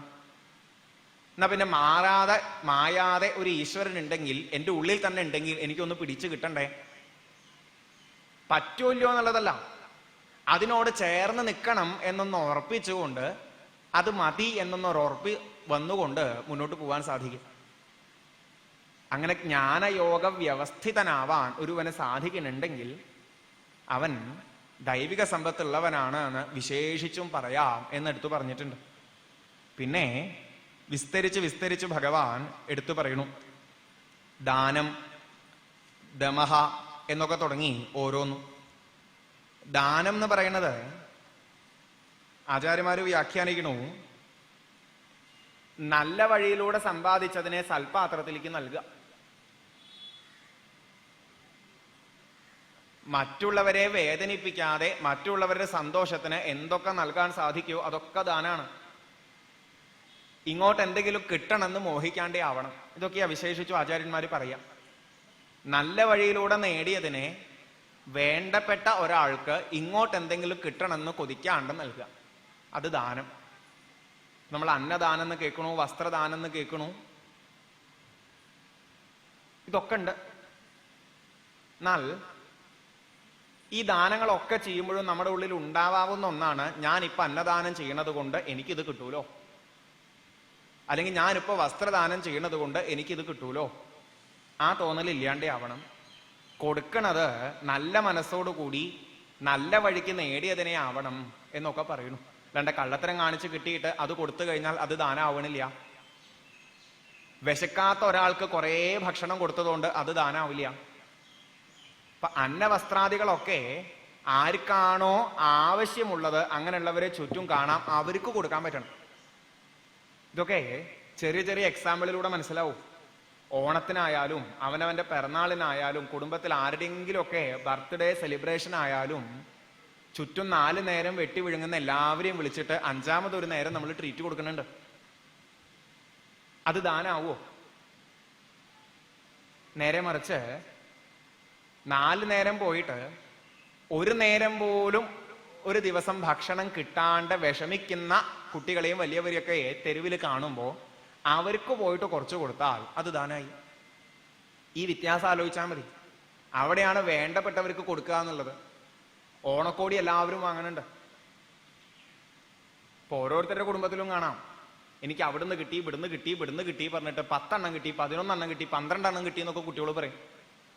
അപ്പൊ ഓർമ്മ വേണം, ഇവർക്കൊക്കെ വാങ്ങിച്ചു കൊടുക്കണം. നമ്മള് ഉടുതുണിക്ക് മാറാൻ മറുതുണി ഇല്ലാണ്ട് നിൽക്കുന്ന ഓരോരുത്തരെ കാണുമ്പോൾ കൊടുക്കാറുണ്ടോ? ഇല്ല. കൊടുക്കും. എപ്പോ? എന്തെങ്കിലും ജീവിതത്തിൽ ചില പോരായ്മകൾ ഉണ്ട് എന്ന് തോന്നിയാൽ ഏതെങ്കിലും ഒരു ആചാര്യൻ നമ്മളോട് പറഞ്ഞു കുറച്ച് അന്നദാനം ചെയ്യൂ അല്ലെങ്കിൽ ഇത്തിരി വസ്ത്രദാനം ചെയ്യൂ എന്ന് പറഞ്ഞാൽ ഇതുപോലെ ആർക്കെങ്കിലും പോയിട്ട് കൊടുക്കും. പക്ഷെ അപ്പോഴൊക്കെ കൊടുക്കുമ്പോഴുള്ള ചിന്ത എന്താണെന്നറിയോ? ഇവന്റെ വിശപ്പ് മാറണമെന്നോ ഇവന് ധാരാളം വസ്ത്രം ഉണ്ടായിക്കോട്ടെ എന്നോ ആവില്ല. പലപ്പോഴും ഇതൊക്കെ ചെയ്യണമെന്ന ആചാര്യൻ പറഞ്ഞില്ല, ഇത് ചെയ്യണോണ്ട് എന്റെ പ്രശ്നങ്ങൾ തീരണേന്ന്. ഇതും ദാനത്തിൽ ഉൾക്കൊള്ളിക്കാൻ പറ്റില്ല. ഇത് ചെയ്യാൻ ഒരുവന് സാധിക്കുമോ? കയ്യിലുള്ള പലതും, തന്റെ സ്വന്തം എന്ന് വിചാരിച്ചിരുന്ന പലതും തനിക്ക് ആവശ്യത്തിൽ ഉപരിയാവുമ്പോ, പലർക്കും ആവശ്യത്തിന് പോലും ഇല്ലാണ്ടാവുമ്പോ നിറഞ്ഞ മനസ്സോടുകൂടി ഇങ്ങോട്ടൊന്നും കിട്ടണമെന്ന് കൊതിക്കാണ്ട് അവൻ സന്തോഷിച്ച് അല്ലെങ്കിൽ അവൾ സന്തോഷിച്ച് കാണണം എന്നുള്ള രീതിയിൽ കൊടുക്കാൻ സാധിക്കുന്നുണ്ടോ? എന്നാ അത് ദാനായി. അത്രേ ഉള്ളൂ. അത് അറിവ് കൊടുക്കുകയാണെങ്കിലും ശരി, ഇത്തിരി കാശ് കൊടുക്കുകയാണെങ്കിലും ഇത്ര പലിശ ഇങ്ങോട്ട് കിട്ടുമെന്ന് വിചാരിക്കാണ്ടേ ആണെങ്കിൽ അവന് ആവശ്യമുള്ളത് നടക്കും. അവനിപ്പോ ഇത് ഏറ്റവും ആവശ്യമുള്ളതാണെന്നുള്ള ഉറപ്പോട് കൂടിയാണെങ്കിൽ നമ്മുടെ മനസ്ഥിതിക്ക് അനുസരിച്ച് അതും ദാനമൊക്കെ ആവും. ഇത് ദൈവിക സമ്പത്തിന്റെ ഒരു ലക്ഷണമാണ് എന്ന് ഭഗവാൻ പറയുന്നു. ദമം എന്ന് പറയുന്നുണ്ട്, കുറച്ച് കഴിഞ്ഞാൽ ശാന്തി എന്നും പറയും. രണ്ടും ഒരുമിച്ച് ചേർത്തിട്ടാൽ മനസ്സിലാവും. ഒന്ന് മനസ്സിനെ നിയന്ത്രിക്കാൻ പറ്റുക, അടുത്തത് ഇന്ദ്രിയങ്ങളെ നിയന്ത്രിക്കാൻ പറ്റുക എന്നാണ്. ഇപ്പൊ ഇങ്ങനത്തെ വാക്കുകൾ ഉപയോഗിക്കുമ്പോൾ നമുക്കൊക്കെ ഉണ്ടാവണ പ്രശ്നം എന്താ വെച്ചാൽ ഓരോ ദിവസമുള്ള ജീവിതത്തിലേക്ക് ഘടിപ്പിക്കാൻ പറ്റണില്ല. അപ്പൊ ആ സംസ്കൃത വാക്കുകളെ നമ്മുടെ ഭാഷയിലേക്ക് തന്നെ എടുത്തു മനസ്സിലാക്കാം. ഉള്ളിൽ വേണ്ടാത്ത ആഗ്രഹങ്ങൾ വരുന്നുണ്ടെങ്കിൽ അതിനെ നിർത്താൻ പറ്റുക. ഉള്ളിൽ വേണ്ടാത്ത ചിന്തകൾ വരുമ്പോൾ അതിനെ അടക്കാൻ പറ്റുക. ഈ വേണ്ടാത്ത സങ്കല്പങ്ങളെ ആ മനസ്സ് എന്ന് പറയണത്, അതിനെ അടക്കി നിർത്താൻ പറ്റുക. വേണ്ടാത്തതിലേക്ക് പോവണുണ്ട് എന്ന് തോന്നിയിട്ട് അതിനെ പിടിച്ചു നിർത്താൻ സാധിക്കില്ല. അതേപോലെ ഈ മനസ്സിന്റെ പ്രേരണയ്ക്കനുസരിച്ചാണ് കണ്ണ് നമ്മളോട് ചില സാധനങ്ങൾ കണ്ടോളൂ എന്ന് പറയും, കാത് നമ്മളോട് ചില സാധനങ്ങൾ കേൾക്കണം എന്ന് പറയും, നാവ് നമ്മളോട് ചില പ്രത്യേക രുചികൾക്ക് താല്പര്യം പ്രകടിപ്പിച്ചുകൊണ്ട് പോകണമെന്ന് പറയും. ഇങ്ങനെയുള്ള വിഷയങ്ങളേ ഉള്ളൂ ലോകത്തില്. കാണാൻ നല്ല ഭംഗിയുള്ള സാധനം, കേൾക്കാൻ രസമുള്ള സാധനം, കഴിക്കാൻ രസമുള്ളത്, നല്ല ഗന്ധം, നല്ല സ്പർശനം, ഈ 5 വിഷയമേ ഉള്ളൂ. അതിലൊക്കെ പോവണമെന്ന് തോന്നുന്നുണ്ടെങ്കിൽ അതിനെ പിടിച്ചു നിർത്താൻ പറ്റും. കാരണം ഇപ്പൊ ഉള്ളതിനേക്കാൾ നല്ലത് അതിൽ നിന്ന് കിട്ടും എന്ന് വിചാരിച്ച് അതിന്റെ പിന്നാലെ പോവണതുകൊണ്ടാ പലർക്കും വഴി പഴയ്ക്കണത്. അത് പിടിച്ചു നിർത്താൻ സാധിക്കും. എളുപ്പമല്ല മനസ്സിനെ ഇന്ദ്രിയങ്ങളെ നിയന്ത്രിക്കുക എന്ന് പറഞ്ഞാൽ. വഴി വിട്ടു പോകുന്നുണ്ട് എന്ന് ഉറപ്പായിട്ട് വേണം പിടിച്ചു നിർത്താൻ സാധിക്കാൻ. ഭാഗ്യം കൊണ്ടേ കിട്ടുള്ളൂ. അതും ദൈവിക സമ്പത്തിന്റെ ലക്ഷണമായിട്ട് പറയുന്നു. പിന്നെ യജ്ഞം, സ്വാധ്യായം, തപസ്, ആർജവം എന്നൊക്കെ തുടങ്ങി പറയും. യജ്ഞം അഹങ്കാരവും സ്വാർത്ഥതയും ഇല്ലാണ്ട് എല്ലാവരിലും ഒരേ ഈശ്വരൻ കുടികൊള്ളുന്നുണ്ട് എന്നുള്ള വിശ്വാസത്തോടു കൂടി എന്തൊന്നിനെ ചെയ്യുമ്പോഴും ആ ഈശ്വരന്റെ സന്തോഷത്തിന് സമർപ്പിക്കുകയാണെങ്കിൽ അത് യജ്ഞാണ്. അവനവന്റെ പ്രവൃത്തി ഏതായാലും വേണ്ടില്ല, എൻ്റെ ഉള്ളിലും ചുറ്റും നിൽക്കുന്ന സകല ചരാചരങ്ങളിലും ഒരേ ഈശ്വര ശക്തിയാണ്. എൻ്റെ ഈ പ്രവൃത്തി കൊണ്ട് ആ ഈശ്വര ശക്തി സന്തോഷിക്കണം, എനിക്ക് അതല്ലാണ്ട് മറ്റൊന്നും വേണമെന്നില്ല, ഞാനിത് ചെയ്യണമെന്നുള്ളതിൻ്റെ ഒരു അഹങ്കാരവും ഉണ്ടാവാൻ പാടില്ല. എന്നാൽ അത് യജ്ഞായി. എളുപ്പത്തിൽ പറഞ്ഞാൽ കുറച്ച് ഭക്ഷണം ഉണ്ടാക്കി മറ്റുള്ളവർക്ക് വിളമ്പി കൊടുക്കുമ്പോൾ നല്ലൊരു യജ്ഞം. എപ്പോ ഇത് കഴിക്കണത് കൊണ്ട് അവന്റെ ഉള്ളിൽ നിറയണം, അവനിലും എന്നിലും ഒരേ ഈശ്വരനാണെന്ന ഭാവത്തിലാ കൊടുക്കണത് എന്നുണ്ടെങ്കിൽ, ആത്മാർത്ഥതയോടുകൂടിയാണ് അത് ഉണ്ടാക്കിയത് എന്നുണ്ടെങ്കിൽ, ഇത് കൊടുക്കണത് കൊണ്ട് എനിക്ക് എന്തെങ്കിലും ഇങ്ങോട്ട് കിട്ടണം എന്നുള്ള മോഹം ഇല്ല എന്നുണ്ടെങ്കിൽ, നല്ല കൈപ്പുണ്യാണ് കേട്ടോ എന്ന് അവൻ ഇങ്ങോട്ട് പറഞ്ഞാൽ ഇതൊന്നും എൻ്റെ മിടുക്കല്ല, എൻ്റെ ഉള്ളിൽ ഇരുന്ന ഒരു ശക്തി തോന്നിപ്പിക്കണത് കൊണ്ടാണ് എന്നും കൂടി ഉറപ്പായാൽ ആ ഭക്ഷണം ഉണ്ടാക്കി കൊടുത്തത് ഏറ്റവും വലിയൊരു യജ്ഞമായിട്ട് മാറും. അപ്പൊ ഒരു അധ്യാപകൻ പഠിപ്പിക്കുമ്പോഴായാലും ഒരു ഡോക്ടർ ചികിത്സിക്കുമ്പോഴായാലും ഈ ചെയ്യുന്ന പ്രവൃത്തികൾക്കൊക്കെ ഈ നല്ല ഭാവം വരുന്നുണ്ടെങ്കിൽ അതൊക്കെ യജ്ഞാവണുണ്ട്. പറയുന്ന വാക്ക് അതൊരു യജ്ഞാവാം, മനസ്സുകൊണ്ട് നല്ല ചിന്തകള് അതും യജ്ഞാവാം, ശരീരം കൊണ്ട് ചെയ്യുന്ന പ്രവൃത്തികളും ആവാം. ഇതെല്ലാം വിട്ടു. പിന്നെ തപസ്, ആഗ്രഹങ്ങളെ അടക്കി ഈ ലക്ഷ്യപ്രാപ്തിക്ക് വേണ്ടി ചെയ്യണതൊക്കെ തപസ് തന്നെയാണ്. ആചാര്യന്മാരാദ്യം പറയാ വ്രതം നോൽക്കണത് തപസ്സാണ് എന്നാണ്. എന്തേ വ്രതം നോൽക്കണത് തപസ്സാന്ന് പറയാൻ കാരണം, എൻ്റെ ഉള്ളിലെ വേണ്ടാത്തരങ്ങൾ പോയിട്ട് സന്മനസ്സിലേക്ക് എത്തിച്ചേർന്ന് എല്ലാവരെയും സ്നേഹിക്കുന്ന, എല്ലാവരെയും ഒന്നായി കാണുന്ന നല്ല ഭാവത്തിലേക്ക് എത്തിച്ചേർന്ന് സമാധാനത്തിലേക്ക് ആവാൻ ഞാൻ ഇപ്പതാ വ്രതം നോൽക്കണു. വ്രതത്തിൽ എന്താ ചെയ്യുക? ചിലപ്പോൾ അരിഭക്ഷണം കഴിക്കരുത് പറഞ്ഞിട്ടുണ്ടാവും, ചിലപ്പോൾ അങ്ങോട്ട് പോവരുത് ഇങ്ങോട്ട് പോവരുത്, വേണ്ടാത്തരം പറയരുത് എന്നൊക്കെ പറഞ്ഞിട്ടുണ്ടാവും. ഈ ചെയ്യണതൊക്കെ ആഗ്രഹത്തെ അടക്കല. നമുക്ക് ഇഷ്ടമുള്ള പലതിനെയും വേണ്ടാന്ന് വെച്ച് ആവശ്യത്തിൽ മാത്രം സ്വീകരിച്ചും കൊണ്ട് പലതിനെയും ഒഴിവാക്കി മാക്സിമം നിൽക്കുന്ന ഒരവസ്ഥ എല്ലാ വ്രതാനുഷ്ഠാനങ്ങളിലും കാണാം. അതൊക്കെ തപസ്സ. അപ്പൊ ആഗ്രഹങ്ങളെ അടക്കി ചെയ്യണതൊക്കെ, അല്ലാണ്ട് ഒറ്റക്കാലിൽ നിൽക്കുന്നത് മാത്രമാണെന്ന് വിചാരിക്കരുത്, അതൊക്കെ തപസ്. സ്വാധ്യായം, സ്വാധ്യായം എന്ന് പറഞ്ഞാൽ വേദാദി അല്ലെങ്കിൽ വേദത്തെയും വേദത്തിന് വിരുദ്ധമാവാത്ത രീതിയിൽ നിൽക്കുന്ന സകല ശാസ്ത്രങ്ങളെയും അഭ്യസിക്കുക എന്നുള്ളത് ആ സ്വാധ്യായം കൊണ്ട് ഉദ്ദേശിക്കണം. ദിവസവും അഭ്യസിക്കുക, പ്രാക്ടീസ് ചെയ്യുക എന്നുള്ളത്. അവിടെ ചില ആചാര്യന്മാരെ അഭിപ്രായപ്പെടുന്നു ഏറ്റവും ഭംഗിയായിട്ട്, ഈശ്വരനും വേദവും രണ്ടല്ല. ഇവിടെയൊക്കെ നിറഞ്ഞു നിൽക്കുന്ന, എല്ലാറ്റിനെയും നിയന്ത്രിക്കുന്ന ഏറ്റവും വലിയ അറിവായ, നിലയ്ക്കാത്ത ആനന്ദത്തിന്റെ സ്വരൂപമായ ഈശ്വരനെ വർണ്ണിച്ചു തരുന്നതും ആ ഈശ്വരനിലേക്ക് എത്താനുള്ള വഴിയെ കാണിച്ചു തരുന്നതും ഈ വേദവും ഇങ്ങനെയുള്ള ശാസ്ത്രങ്ങളുമാണ് എന്ന് ഉറച്ചു വിശ്വസിച്ച്, എനിക്ക് ഇതാണ് വേണ്ടത് എന്ന് ഉറച്ചു വിശ്വസിച്ച് ഇതിനെ ഓരോ ദിവസവും, ഓരോ മണിക്കൂറും, ഓരോ സെക്കൻഡിലും ഉള്ളിലേക്ക് സ്വീകരിക്കണത് സ്വാധ്യായം.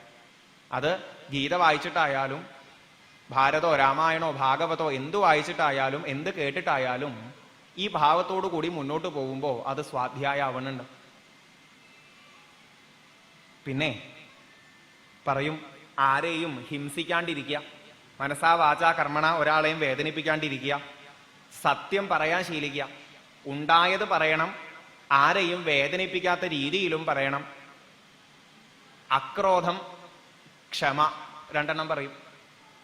ക്ഷമ എന്ന് പറയണത് നമുക്ക് ഇഷ്ടമല്ലാത്ത രീതിയിൽ മറ്റുള്ളവരിൽ നിന്ന് അനുഭവങ്ങൾ ഉണ്ടായാലും അവരോട് ഉള്ളില് വേണ്ടാത്തൊരു ഭാവം തോന്നാണ്ടിരിക്കുക. തോന്നിയാലും ആ തോന്നിയ ദേഷ്യത്തെ പിടിച്ചു നിർത്തണം. അത് അക്രോധം കൊണ്ടും പറഞ്ഞു. ഇത് എളുപ്പമൊന്നുമല്ല. ഇപ്പൊ നേരത്തെ തന്നെ എക്സാമ്പിൾ പറഞ്ഞു, 2 മണിക്കൂർ ട്രെയിൻ ലേറ്റ് ആയാൽ ആദ്യം ചീത്ത പറയാൻ തോന്നുക ആരെയാ? റെയിൽവേസിനെയാ. ഇവർ ഇതൊക്കെ കാണിച്ചു കൂട്ടിയിട്ട് മനുഷ്യന് നേരെ പോവാനുള്ള സംവിധാനം ഉണ്ടാക്കണില്ല എന്ന് പറഞ്ഞാൽ അപ്പൊ ഉള്ളിൽ തോന്നിന്ന് വരും. ഇപ്പൊ എന്റെ ഈ വിഷമത്തിന് കാരണം അവരാണ് നിങ്ങളുടെ ചിന്ത വരുന്നുണ്ടെങ്കിൽ ക്ഷമ ഇല്ലാത്തതിന്റെ അവസ്ഥയാണ്. അങ്ങനെ വന്നിട്ട് അവരോട് ദേഷ്യപ്പെട്ട് എന്തെങ്കിലും പ്രവർത്തിക്കാതെ പിടിച്ചു നിർത്താൻ സാധിക്കുന്നുണ്ടെങ്കിൽ അത് അക്രോധമായിട്ടുണ്ട്. ഇത് രണ്ടും വേണമെന്ന് പറയുന്നു. എളുപ്പമൊന്നുമല്ല, പക്ഷെ അത് സമാധാനത്തിന്റെ പാതയിലാണ് നമ്മൾ എന്ന് സൂചിപ്പിക്കണതാ. ആനന്ദത്തിലേക്കാണ് നമ്മൾ കടക്കണത് എന്ന് ഉറപ്പിക്കുക. ആരിൽ നിന്ന് എന്തൊക്കെ മോശപ്പെട്ട അനുഭവങ്ങൾ ഉണ്ടായാലും ഒക്കെ യോഗം, എനിക്കിത് കേൾക്കാനും അവനത് പറയാനും. അത് ഉറപ്പിച്ചും കൊണ്ട് ഉള്ളിൽ അവനെ പറ്റി വേണ്ടാത്ത ഭാവം ഇല്ലാണ്ടിരിക്കുക, വേണ്ടാത്ത രീതിയിൽ തിരിച്ച് പ്രതികരിക്കാണ്ടിരിക്കുക. ഇത് സാധിക്കണം എന്ന് പറയുന്നു. പിന്നെ ഇവിടെ കാണാം അപൈശുനം, ആരെയും പറ്റി ദൂഷണം ചെയ്യാണ്ടിരിക്കുക, പരദൂഷണം പറയാണ്ടിരിക്കുക. കുറച്ചുകൂടി നന്നായി പറഞ്ഞാൽ ഞാൻ നന്നാവുണ്ടോ എന്ന് മാത്രം അന്വേഷിച്ചാൽ മതി, മറ്റുള്ളവരുടെ കുറവുകളെ കണ്ടെത്താൻ നമ്മളോട് പറഞ്ഞിട്ടില്ല. നമുക്ക് എപ്പോഴും പറ്റിപ്പോണമെന്നാ. നോക്കിക്കോളൂ, ഈ വഴിയിലൂടെയൊക്കെ പോകുമ്പോൾ കുറച്ച് പ്രത്യേകമായിട്ട് ഇത് തോന്നും. ഞാൻ കുറച്ച് അഭയവും അതേപോലെ മനോനിയന്ത്രണം ഒക്കെ ശീലിച്ച ആളാണ്, നീ അത്ര പോരാ എന്ന് മറ്റൊരാളോട് പറയാൻ തോന്നുന്നുണ്ടെങ്കിൽ അവിടെ ഈ ദോഷം വരുന്നുണ്ട്. അപ്പൊ മറ്റുള്ളവരുടെ കുറ്റങ്ങൾ കണ്ടുപിടിക്കാണ്ടിരിക്കുക, അതിനെങ്ങനെ പരത്തുന്നതിൽ ഇൻട്രസ്റ്റ് കാണിക്കാണ്ടിരിക്കുക, ഇതൊക്കെ ദൈവിക സമ്പത്തിലാണ് എന്ന് പറയുന്നു. മറ്റുള്ളവരുടെ വിഷമം കാണാൻ വയ്യാതെ തന്നാൽ കഴിയുന്നത് എന്തെങ്കിലും ചെയ്തു കൊടുക്കാൻ തോന്നുന്നുണ്ടെങ്കിൽ ദയ എന്ന് പറയണത് അത് സകല ഭൂതജാലങ്ങളിലും വേണമെന്ന് പറയുന്നു. പിന്നെ പറഞ്ഞത് കുറച്ച് ബുദ്ധിമുട്ടുള്ളതാ. ഏറ്റവും ഇഷ്ടമുള്ള ഭക്ഷണം കാണുമ്പോൾ അതിന്റെ മുന്നിൽ ഇങ്ങനെ അടങ്ങാണ്ട്, ഏറ്റവും ഇഷ്ടമുണ്ട് എന്ന് തോന്നുന്ന ചില സാധനങ്ങൾ വരുമ്പോൾ അതിൻ്റെ ഉള്ളിൽ ഇളകാണ്ട് നിൽക്കാൻ പറ്റുകയാണ്. അതായത് ശബ്ദസ്പരിശ രൂപരസ ഗന്ധ വിഷയങ്ങളുടെ മുന്നിൽ ഇന്ദ്രിയങ്ങളെ ഇളക്കാണ്ട് നിർത്താൻ പറ്റുക. നമ്മൾ പറയും, എനിക്ക് ഇഷ്ടപ്പെട്ട ചില സാധനങ്ങൾ വന്നാൽ നാക്കിൽ വെള്ളം ഊറുന്നു പറയും. നാക്കിൽ വെള്ളം ഊറുന്നതൊന്ന്, ചില സാധനങ്ങൾ കാണാൻ കണ്ണ് മോഹിക്കണത്, കാത് മോഹിക്കണത്, കേൾക്കാൻ, ഇതൊക്കെ അതിനൊക്കെ പിടിച്ചു നിർത്താൻ പറ്റുക എന്നുള്ളതാണ്. നമ്മളൊക്കെ കേട്ടിട്ടുണ്ടാവാം ഒരു അജാമിളന്റെ കഥ. അവിടെ പറയും, കാട്ടിൽ പോയി വേണ്ടതൊക്കെ സ്വീകരിച്ചു വരുന്ന അജാമിളൻ വേണ്ടാത്ത ഒരു കാഴ്ച കണ്ടു. അത് കണ്ടപ്പോ വേണ്ടാത്തതായിരുന്നു എന്ന് അറിയാം, പക്ഷെ ഉള്ളിൽ നിന്ന് പ്രേരണ വന്നു, മാറിപ്പോണ്ട, അതന്നെ കണ്ടോ, അതിലേക്ക് പൊക്കോ എന്നുള്ളത്. ഇത് തോന്നാണ്ടിരിക്കണം എന്നാണ്, അവിടെ ഒരു കൺട്രോൾ വരണം എന്നാണ് പറയണു. അത് അപ്പൊ ഒട്ടും ഇളകി പോവാത്ത രീതിയിൽ പിടിച്ചു നിൽക്കാൻ സാധിക്കുക മനസ്സിനെയും ഇന്ദ്രിയങ്ങളെയും. അത് പ്രധാനമായിട്ടും ഇവിടെ പറയുന്നുണ്ട്. ശൗചം, ശുദ്ധി എന്ന് പറയണത് ഉള്ളും പുറമേ. കുളി സന്ധ്യാവന്തരം തുടങ്ങിയതൊക്കെ പുറമേക്കും ഉള്ളിനും വേണ്ടിയിട്ടുള്ളതാ. അത് രണ്ടും വേണം. ആലോചിച്ചാൽ അറിയാം, കുളിക്കണത് പുറമേ ശുദ്ധാവാൻ, അശുദ്ധിയായിട്ടുള്ള വസ്തുക്കൾ സ്പർശിക്കരുത് എന്നൊക്കെ പറയണത്. നാമം ചൊല്ലണം എന്ന് പറഞ്ഞിട്ടുണ്ടെങ്കിൽ, കുറച്ചു നേരം പ്രാർത്ഥിക്കണം എന്ന് പറഞ്ഞിട്ടുണ്ടെങ്കിൽ അത് ഉള്ളു ശുദ്ധാവാൻ. ഇത് രണ്ടും വേണം. ഒട്ടും അഹങ്കരിക്കാണ്ടിരിക്കുക. എന്തിൻ്റെങ്കിലും പേരിൽ ഏതെങ്കിലും ഒരു അവസരത്തിൽ ഞാൻ എന്ന് തോന്നിപ്പോവാം, അതില്ലാണ്ടിരിക്കുക. ഇതൊക്കെ ഭവന്തി സമ്പദം ദൈവീം അഭിജാതസ്യ ഭാരത എന്ന് പറയുന്നു ഭഗവാൻ. ഇതൊക്കെ ദൈവിക സമ്പത്തോടു കൂടി വന്നവന്റെ ലക്ഷണങ്ങളാണ് എന്നാണ്. അപ്പോ ഈ പറഞ്ഞ സദ്ഗുണങ്ങള് ആരിലുണ്ടോ അവൻ സന്മനസ്സുള്ളവനാണ് എന്നും അവൻ സമാധാനത്തിന്റെ പാതയിലാണ് പോയിക്കൊണ്ടിരിക്കുന്നതും അവൻ ഈശ്വരനെ അറിയുന്ന വഴിയിലാണ് പോയിക്കൊണ്ടിരിക്കുന്നത് എന്നും ഉറപ്പിക്കാം എന്ന് പറയുന്നു. ഇപ്പൊ നമ്മൾ നോക്കുമ്പോ എന്താ കാണുക? ഇതിൽ ചിലതൊക്കെ നമ്മുടെ അടുത്തുണ്ടാവും, ചില പേഴ്സൻറ്റേജ് എങ്കിലും, ബാക്കിയൊന്നും കാണില്ല. ഇനി അതേപോലെ ഭഗവാൻ പറഞ്ഞു, ആസുരിക സമ്പത്തിനെ പറ്റിയിട്ട്. ആദ്യം പറഞ്ഞത് ദംഭം, ദർപ്പം, അഭിമാനം, ക്രോധം, പാരുഷ്യം, അജ്ഞാനം എന്നിങ്ങനെ ഒരു 6 ഇത് ആസുരിക സമ്പത്തുള്ളവരുടെ ലക്ഷണമാണ്. ദംഭം എന്ന് പറഞ്ഞാൽ വേഷം കെട്ടുക എന്നർത്ഥം. അതായത് നല്ലത് ചെയ്യണുണ്ടാവും, പക്ഷെ ഉള്ളില് നല്ല മനസ്സോടുകൂടി ആവില്ല. ഇത് പറ്റൂട്ടോ. ഏറ്റവും എളുപ്പം സാധിക്കുന്നത് അതാ. കുറിയിടാം, വെളുത്ത വസ്ത്രങ്ങൾ ഉടുക്കാം, കയ്യിൽ ഭഗവത്ഗീതയോ ഭാഗവതോ ഏത് ഗ്രന്ഥാച്ചാ പിടിച്ച് നടക്കാം, ക്ഷേത്രങ്ങളിലൊക്കെ ചെന്നാൽ നമസ്കരിക്കാം, ഒരു കുഴപ്പമില്ല. പക്ഷേ ഇതൊക്കെ ചെയ്യുമ്പോഴുള്ള ഉദ്ദേശം എന്താണെന്ന് 4 ആള് എന്നെ പറ്റി ഇങ്ങനെയാണ് എന്ന് ധരിക്കണം എന്ന് മാത്രം. ആ ധാരണ മറ്റുള്ളവരുടെ ഉള്ളിൽ ഉണ്ടാക്കി കൊടുത്തും കൊണ്ട് പലതും ചെയ്യാൻ ഉള്ളില് കുബുദ്ധി നിറച്ചു വെച്ചിട്ടുണ്ട്. അത് ദംഭം. ആ വേഷം കെട്ടുകാര് ആസുരിക സമ്പത്തുള്ളവരാണ് എന്ന് പറയും. ദർപ്പം, അഹങ്കാരം തന്നെ. ഇല്ലാത്തത് ദൈവിക സമ്പത്ത്. എന്തിൻ്റെയെങ്കിലും പേരിൽ ഒരു അഹങ്കാരം വരുന്നുണ്ടെങ്കിൽ അത് ആസുരിക സമ്പത്ത്. എത്ര പേരിൽ വരാം. നല്ല സൗന്ദര്യം ഉണ്ടായാൽ വരാം, ഞാനൊരു സ്ത്രീയാണ് പുരുഷനാണ് എന്ന് അഭിമാനിക്കണതിൽ വരാം, കുറച്ച് സമ്പത്ത് ഉണ്ടായാൽ വരാം, നല്ലൊരു വീടുണ്ടായാൽ വരാം, നല്ല കുലത്തിൽ ജനിച്ചാൽ വരാം, നല്ല പഠിപ്പുണ്ടായാൽ, നല്ല ജോലി ഉണ്ടായാൽ, ഇതിന്റെ ഒക്കെ പേരിൽ വരാം. ഈ ദർപ്പമൊക്കെ ഇല്ലാണ്ടാവും. എന്തെങ്കിലും ചെയ്യുമ്പോൾ ഞാനാ ചെയ്തത് എന്ന് കൊട്ടിഘോഷിച്ച് നടക്കുന്ന ഒരു അഹങ്കാരത്തിന്റെ ലാഞ്ചന അതുപോലും ഇല്ലാണ്ടാവണം. ഇതൊക്കെ ഉള്ളത് പെട്ടെന്ന് ദേഷ്യം വരുന്നത്, മറ്റുള്ളവരെ വേദനിപ്പിക്കുന്ന രീതിയിൽ പരുഷമായിട്ട് പെരുമാറുന്നത്, ഇതൊക്കെ ആസുരിക സമ്പത്തിന്റെ ലക്ഷണം. ഏറ്റവും കയമായിട്ട് ഭഗവാൻ പറയുന്നു അജ്ഞാനം. എന്താ അജ്ഞാനം എന്ന് പറഞ്ഞാൽ? നേരത്തെ പറഞ്ഞില്ലേ, ഈ കാണുന്നതൊക്കെ മാറിപ്പോണതാ, അതുകൊണ്ട് ഇതൊക്കെ നമ്മളെ വിഷമിപ്പിക്കാം, എന്നും സന്തോഷം നൽകുന്നത് നിലനിൽക്കുന്ന ഈശ്വരൻ മാത്രമാണ്. ഈ അറിവില്ലാത്തവർ, ജീവിതത്തില് നശിക്കണതേതാ നശിക്കാത്തതേതാന്ന് അറിയാത്തവർ, വേണ്ടതേതാ വേണ്ടാത്തതേതാ, നമ്മളെ വിഷമിപ്പിക്കണതേതാ വിഷമിപ്പിക്കാത്തതേതാ എന്ന് തിരിച്ചറിവില്ലാത്തവരും ആസുരിക സമ്പത്തിലുള്ളവരാ. ഇത് പ്രധാനമായിട്ട് പറഞ്ഞു. പിന്നെ വിസ്തരിക്കും ആസുരിക സമ്പത്തുള്ളവരെ പറ്റിയിട്ട്. സമാധാനത്തിലേക്കുള്ള പ്രവൃത്തികൾ ചെയ്യാൻ അവർക്ക് നിശ്ചയില്ല. നമുക്ക് സമാധാനം നഷ്ടപ്പെടുത്തുന്ന രീതിയിലുള്ള സാധനങ്ങളെ ഒഴിവാക്കാൻ അവർക്ക് പറ്റില്ല. ഇവിടെയാ കുഴപ്പം. ഇത് നമ്മളൊക്കെ ആലോചിച്ചാൽ അറിയാം. ഒരിക്കലും എല്ലാവരുടെയും ഉള്ളില് അല്ലെങ്കിൽ എല്ലാവരിലും നിലനിൽക്കുന്ന ഒരേ ഈശ്വര ചൈതന്യത്തെ അറിയാനായിട്ട് ഒരു പ്രവൃത്തി നമ്മളെ കൊണ്ട് സാധിക്കണില്ല. എല്ലാവരെയും സ്നേഹിക്കാറാവാൻ, ആരോടും ഭേദബുദ്ധി ഇല്ലാണ്ടാവാൻ, നല്ല രീതിയിൽ പെരുമാറാനുള്ള വഴിയിലൂടെ പോവാൻ നമുക്കൊക്കെ കഷ്ടം. എന്റെ കാര്യം നടക്കണം എന്നുള്ള രീതിയിൽ ചിന്തിക്കാൻ നമുക്ക് ഒട്ടും വിഷമമില്ല. ഇത് ആസുരിക സമ്പത്തുള്ളവരുടെ ലക്ഷണമാണ്. അവർക്ക് ശുദ്ധിയില്ല എന്ന് പറയുന്നു. ശാരീരികമായിട്ടും ഉണ്ടാവില്ല, ആന്തരികമായിട്ടും ഉണ്ടാവില്ല. ശുദ്ധി ഉണ്ടാവണം എന്നുണ്ടെങ്കിൽ കാരണവന്മാര് പറഞ്ഞിട്ടുള്ള ആചാര അനുഷ്ഠാനങ്ങളൊക്കെ വേണം. ഈ കുളി, നാമജപം, ഇങ്ങനെയുള്ളതൊക്കെ ഉള്ളും പുറവും ശുദ്ധാവാൻ വേണ്ടിയിട്ടാണ്. അത് ഇവര് ചെയ്യാറില്ല. അതുകൊണ്ട് അകവും പുറവും ശുദ്ധിയാവാറുമില്ല. സത്യം പറയണതില് അല്ലെങ്കിൽ കള്ളത്തരം കാണിക്കാണ്ടിരിക്കണതില് അവർക്ക് ഒട്ടും താല്പര്യമില്ല. അവരെ സംബന്ധിച്ച് ഈ ലോകം എങ്ങനെയാണെന്ന് നമ്മൾ പറയും, ഇതൊക്കെ ഈശ്വരനാണ് സത്യത്തില്. ഈ രൂപങ്ങളൊന്നും സത്യമല്ല, ഒക്കെ ഈശ്വരൻ എന്ന സത്യത്തിൽ കാണപ്പെടുന്നതാണ്. ഏതുപോലെയാണോ സ്വർണം സത്യമെന്നും സ്വർണം കൊണ്ടുണ്ടാക്കിയ വള, മാല, കമ്മല് തുടങ്ങിയ സാധനങ്ങളൊക്കെ മിഥ്യയാണെന്നും പറയപ്പെടുന്നത്. അതായത് ആ ഷെയ്പ്പും ആ പേരും മാറിക്കൊണ്ടേയിരിക്കാം, പക്ഷെ സ്വർണം എന്നുള്ളതിന് ഒരു മാറ്റവും വരുന്നില്ല. സ്വർണമാണ് സത്യം, ബാക്കിയൊക്കെ ആവശ്യത്തിന് കൊടുക്കുന്ന പേരാണ്, ആവശ്യത്തിന് എടുക്കുന്ന രൂപമാണ് എന്ന് പറയണ പോലെ ഇതൊക്കെ ഒരേ ഈശ്വരനാണ്. ഇടയ്ക്ക് മനുഷ്യനായിട്ട് കാണാം, മൃഗമായിട്ട് കാണാം, പക്ഷിയായിട്ട് കാണാം, ചെടിയായിട്ട് കാണാം, വൃക്ഷമായിട്ട് കാണാം, അത്രയേ ഉള്ളൂ എന്ന് അവര് സമ്മതിക്കില്ല. അങ്ങനൊരു സത്യം ഇവിടെ ഇല്ല, അങ്ങനൊരു ഈശ്വര രൂപമല്ല ഇതിന്, ഇതൊക്കെ വേറെയാണ് എന്ന് വാദിക്കും. ഒരു ഈശ്വരനിലാണ് ഇതൊക്കെ നിലനിൽക്കുന്നത് എന്ന് പറഞ്ഞാൽ ഇവര് പറയുന്നു അങ്ങനെ ഒന്നിൽ നിലനിൽക്കുന്നതല്ല ഈ ലോകം. പിന്നെ ഇവിടെ അങ്ങനെ പ്രത്യേകിച്ച് ധർമ്മ ആധർമ്മങ്ങൾ എന്നുള്ള ഭേദമൊന്നുമില്ല. ഇതിനെ നിയന്ത്രിക്കുന്ന ഒരു ഹോൾ കൺട്രോൾ സ്വന്തം ആയിട്ടുള്ള ഈശ്വരൻ അതുമില്ല. പിന്നെ ഇതൊക്കെ എങ്ങനെ ഉണ്ടായതാ ചോദിച്ചാൽ, സ്ത്രീഭാവവും പുരുഷഭാവവും തമ്മിൽ ചേരണമെന്ന് കൊതിച്ച് ആ കൊതിയോടുകൂടി സംഭവിച്ചുള്ളതാണ് ഈ കാണുന്ന സകലതും എന്ന ഒരു സ്വയം വാദിക്കുന്നു. എനിക്ക് ഇഷ്ടമുള്ളതുപോലെയൊക്കെ ചെയ്യാം, ഞാൻ വേണ്ടതുപോലെയൊക്കെ സുഖിക്കാം എന്നുള്ള ചിന്താഗതി മാത്രം.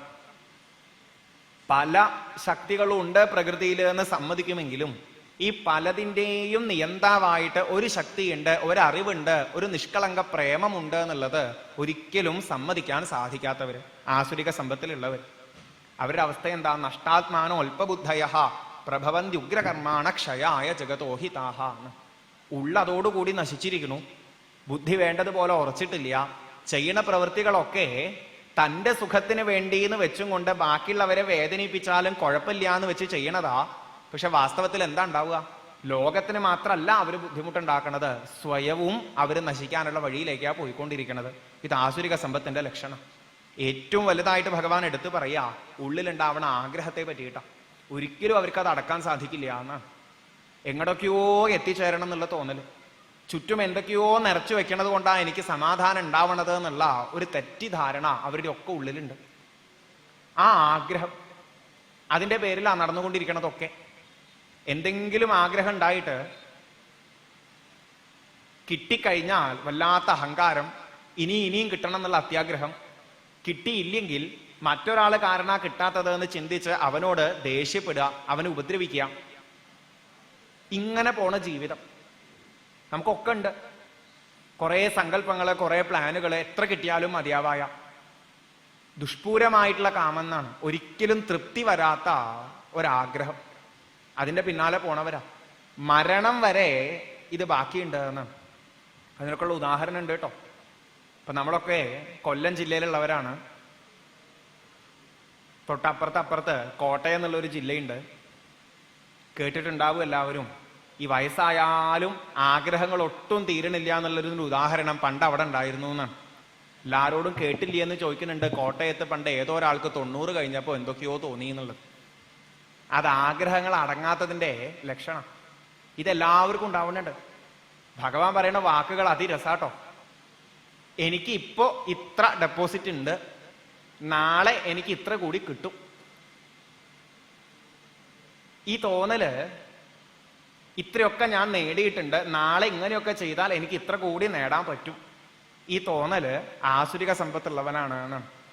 ആഗ്രഹം തീരായ്മയാണ്. അവൻ പറയണു, എന്നെ തോൽപ്പിക്കാനുള്ള ശത്രുക്കളെ മുഴുവൻ ഞാനിപ്പോ ജയിച്ചു കഴിഞ്ഞു, എല്ലാ തടസ്സങ്ങളെയും നീക്കിക്കഴിഞ്ഞു. ഇനി എന്തെങ്കിലും തടസ്സം വന്നാൽ അതിനെയും ഞാൻ ഇല്ലാണ്ടാക്കും.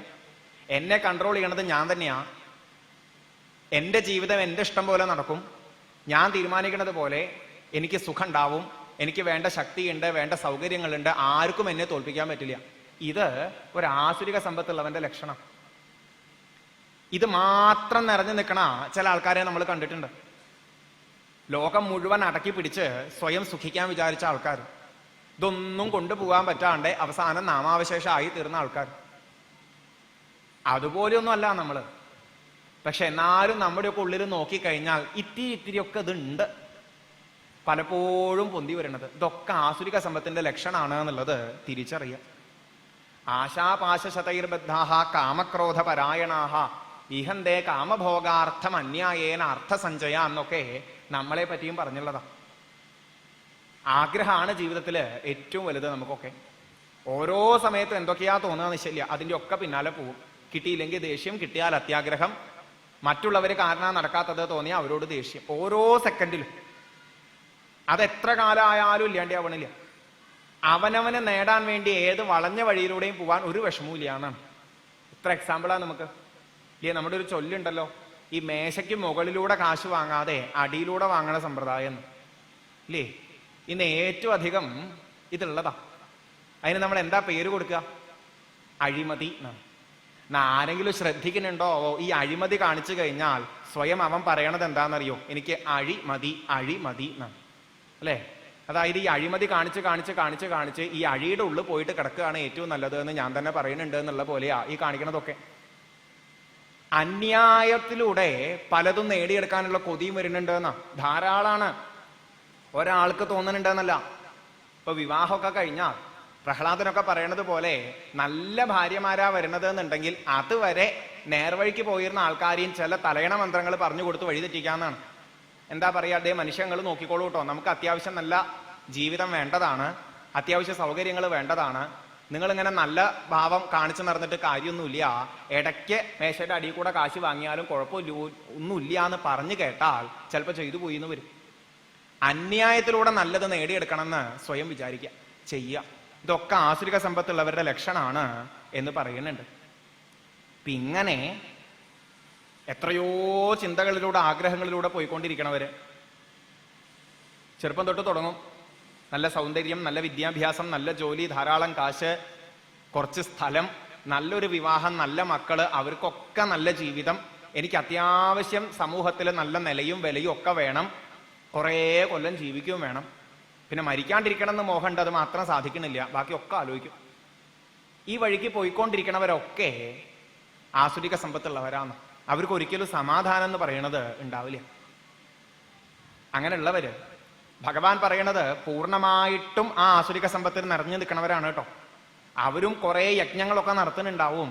എന്തിനാ നടത്തുന്നത് എന്ന് ചോദിച്ചാൽ ഞാൻ നടത്തിയെന്ന് ആൾക്കാർ പറയാൻ വേണ്ടിയിട്ടാ, എന്റെ മാത്രം ഇതിനു വേണ്ടിയിട്ടാ. അഹങ്കാരവും സ്വാർത്ഥതയും ഇല്ലാതെ ചെയ്യേണ്ടുന്ന യജ്ഞം അവർ നടത്തുന്നത് പോലും അഹങ്കാരവും സ്വാർത്ഥതയും വെച്ചിട്ടാ. ഇത്തരത്തില് പോകുന്ന ആൾക്കാർ ഇവരൊക്കെ ആസുരിക സമ്പത്തുള്ളവരാണ് എന്ന് ഭഗവാൻ പറയണു. ഇങ്ങനെ പോണ ആൾക്കാര് നട്ടം തിരിഞ്ഞുകൊണ്ടേയിരിക്കുന്ന, ഇങ്ങനെ ഒരു ജന്മം കിട്ടിയാൽ ആ വഴിയിലൂടെ തന്നെ പോവും. അടുത്ത ജന്മം കിട്ടുന്നതും ഇതേപോലെ തന്നെ ആവും, വീണ്ടും ഒരു ജന്മം കിട്ടുന്നതും ഇതേപോലെ തന്നെ ആവും. അങ്ങനെയാണ് ഓരോരുത്തരെയും കാലശക്തി കൊണ്ടിടുക ഈ വഴിയിലൂടെയാ പോണത് എന്നുണ്ടെങ്കിൽ. അതുകൊണ്ടാണ് ജന്മനാ ഇങ്ങനെയുള്ള ക്യാരക്ടറോട് കൂടി ചിലർ വരുന്നത്. കാരണം കഴിഞ്ഞ ജന്മങ്ങളിലൊക്കെ ഇങ്ങനെ ചെയ്തു വെച്ചുള്ളതാ. ഭഗവാൻ എടുത്തു പറഞ്ഞത് 3 സാധനങ്ങളെയാ: കാമം, ക്രോധം, ലോഭം. നരകത്തിലേക്കുള്ള വഴി, നാശത്തിലേക്കുള്ള വഴി, തീരാത്ത സങ്കടത്തിലേക്കുള്ള വഴി എന്ന് പറഞ്ഞുകൊണ്ട്. കാമം ഉള്ളിൽ തോന്നുന്ന ഓരോ സങ്കല്പങ്ങളും ആഗ്രഹങ്ങളും. ക്രോധം നടന്നില്ലെങ്കിൽ ഉണ്ടാവാവുന്ന ദേഷ്യം മറ്റുള്ളവരോട്, മറ്റു പലതിനോടും. ലോഭം എങ്ങാനും ചില ആഗ്രഹങ്ങൾ നടന്നാൽ കുറച്ചും കൂടി നന്നായാ തരക്കേടില്ല എന്നുള്ള തോന്നൽ തൊട്ടങ്ങോട്ട് പൊന്തി വരണ അത്യാഗ്രഹം എന്ന് പറയണത്. ഇത് 3നെയും മാറ്റി വെക്കുക എന്നാൽ എളുപ്പമുണ്ട് എന്നാ നമ്മുടെ അടുത്ത് ഭഗവാൻ അവസാനം പറഞ്ഞു തരുന്നതായിട്ട് കാണുക. ഇപ്പൊ 2 വഴി നമുക്ക് കാണിച്ചു തന്നു. ഒന്ന് ദൈവിക സമ്പത്ത്, അതിലൂടെ സമാധാനത്തിലേക്ക്. 2 ആസുരിക സമ്പത്ത്, അതിലൂടെ നാശത്തിലേക്ക്. പാതി പറഞ്ഞു, സെലക്ട് ചെയ്യാനൊന്നും നമ്മളെ കൊണ്ട് പറ്റില്ല. അതൊക്കെ വെറും തോന്നല. ഞാൻ ഇപ്പൊ ഇതൊക്കെ ഇങ്ങോട്ട് കേട്ടിട്ട് ഇപ്പം ഇങ്ങോട്ട് തീരുമാനിക്കും ഏതാ വേണ്ടത് എന്ന് ചിന്തിക്കുന്നുണ്ടെങ്കിൽ അത് വെറുതെയാ, അത് സാധിക്കില്ല. തിരിച്ചറിയാൻ വേണ്ടിയിട്ടാ പല ജന്മങ്ങളിലൂടെ ഏത് സംസ്കാരത്തിലാണ് ഞാൻ എത്തിച്ചേർന്നിട്ടുള്ളത് എന്ന് ഉള്ളിലൊരു ആഗ്രഹം തോന്നിയാൽ പല വഴിക്കും നമ്മളെ കൊണ്ടുപോകണ നമ്മുടെ മനസ്സ് തന്നെ നാളെ ഉള്ളു ശുദ്ധമായിട്ട് നമ്മൾ രക്ഷപ്പെടണമെന്ന് ചിന്തിക്കുന്നുണ്ടെങ്കിൽ അതിന് പറ്റുന്ന വഴിയിലേക്ക് മാറും. നമ്മുടെ ഒക്കെ ഉള്ളിൽ നിറഞ്ഞു നിൽക്കുന്ന ആ സച്ചിദാനന്ദ സ്വരൂപി അതിനുള്ള വഴി നമുക്ക് കാണിച്ചു തരും, അവസരങ്ങളും ഉണ്ടാക്കി തരും. ആ ഒരു വിശ്വാസമേ വേണ്ടു. ഇപ്പൊ ഇവിടെ ഭഗവാൻ പറയണു, ഈ തെറ്റ് ചെയ്യാണ്ടേ ആവണം, നല്ലതിലൂടെ പോവണം എന്നുണ്ടെങ്കിൽ അവസാനം ഭഗവാൻ കൊണ്ടെത്തിക്കണത് നല്ല രസമായിട്ടാ. അർജുന, ഇതിന് വലിയ ബുദ്ധിമുട്ടൊന്നുമില്ല. ഞാൻ പറയണത് പോലെ ചെയ്യാന്നുണ്ടെങ്കിൽ അത് നേർവഴിയാണ്. എന്നെ ധിക്കരിച്ചു പോണവരെ തെറ്റായ വഴിയിലൂടെ പോണുള്ളൂ. ഇപ്പൊ ഭഗവാൻ എവിടുന്നാ പറയണേ? ഭഗവാന്റെ വാക്ക് എവിടെയാ? ഭഗവാൻ പറഞ്ഞു ശാസ്ത്രത്തില്. ഏത് ശാസ്ത്രത്തില്? നമ്മളെ ഏറ്റവും അധികം ശാസിക്കണത്, നേർവഴി കാണിച്ചു തരുന്നത് ഏതാന്ന് ചോദിച്ചാൽ സനാതന ധർമ്മത്തിന്റെ അടിത്തറയായിട്ട് നമുക്ക് പറയാനുള്ള വേദം തന്നെയാണ്. വേദം ഭഗവാന്റെ വാക്കാ, ഭഗവാൻ തന്നെയാണ്. ഇപ്പൊ വേദത്തിൽ പറയണത് അനുസരിച്ച് ജീവിക്കണവര് നേർവഴിക്ക്, അതിനെ ധിക്കരിച്ച് ജീവിക്കണവര് വിഷമത്തിലേക്ക്. ഇത് ആലോചിച്ചാൽ മനസ്സിലാവണതാ. കാരണം വേദം വിസ്തരിച്ച് പഠിച്ചിട്ടുള്ളവർക്ക് മനസ്സിലാവും, ലോകം മുഴുവൻ ഒരു കുടുംബമായി കണ്ടിട്ട് അത് മനുഷ്യര്, പക്ഷികള്, മൃഗങ്ങള് എന്നുള്ള ഭേദമൊന്നുമില്ല. എല്ലാവർക്കും പരസ്പരം സഹകരിച്ചും സ്നേഹിച്ചും സന്തോഷത്തോടു കൂടിയും സമാധാനത്തോടു കൂടിയും ജീവിക്കാനുള്ള വഴികളാണ് വേദത്തിൽ വിധിച്ചിട്ടുള്ളത്. ഓരോ വിഭാഗത്തിൽപ്പെട്ടവര് ഓരോ പ്രായത്തിലിരിക്കുമ്പോൾ, ഓരോ വർണ്ണത്തിൽപ്പെട്ടവരായാലും ഓരോ ആശ്രമത്തിലേക്ക് കടക്കുമ്പോഴായാലും ഇന്ന പ്രവൃത്തികൾ ചെയ്തോളൂ, നിങ്ങൾക്കും അതുകൊണ്ട് സമാധാനം, നിങ്ങളുടെ ആ പ്രവൃത്തി കൊണ്ട് ലോകത്തിനും സമാധാനം എന്നതിൽ വിസ്തരിച്ച് പറയുന്നത് കാണാം.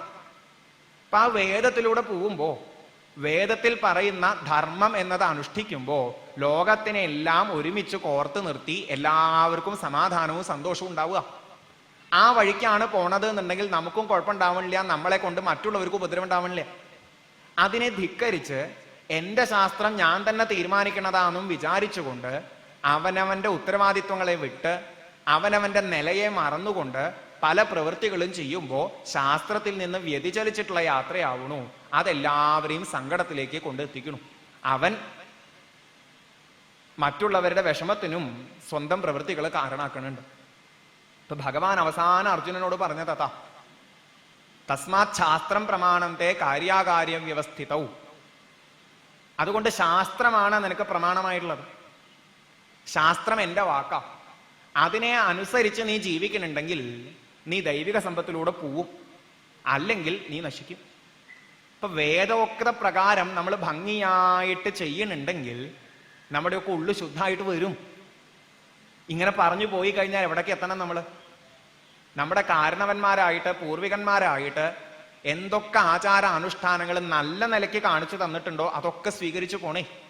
പക്ഷെ ഇന്ന് പറ്റി പോണത് എന്താ? പൂർവികന്മാര് പറഞ്ഞുള്ളത് നമ്മള് കളഞ്ഞു.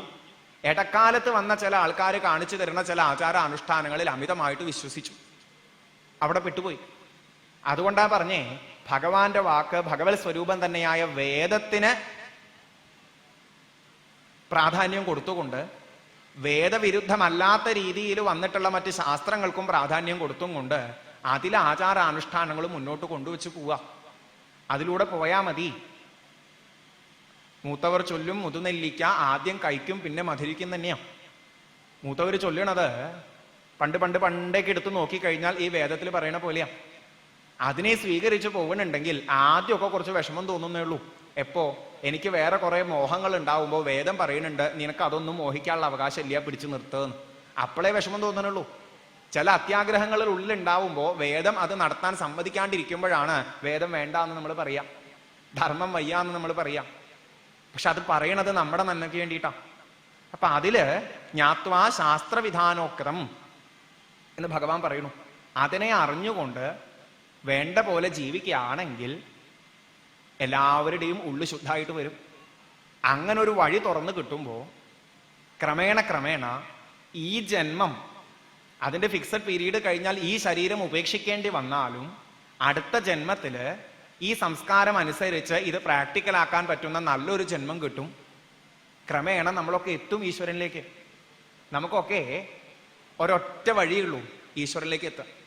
നമ്മളൊക്കെ ആ ഒന്നിൽ നിന്ന് വിട്ടവരാണ്, എത്രയോ കറങ്ങി നടക്കണവരാണ്, തിരിച്ചങ്ങടെ തന്നെ എത്താനുള്ളവരാ.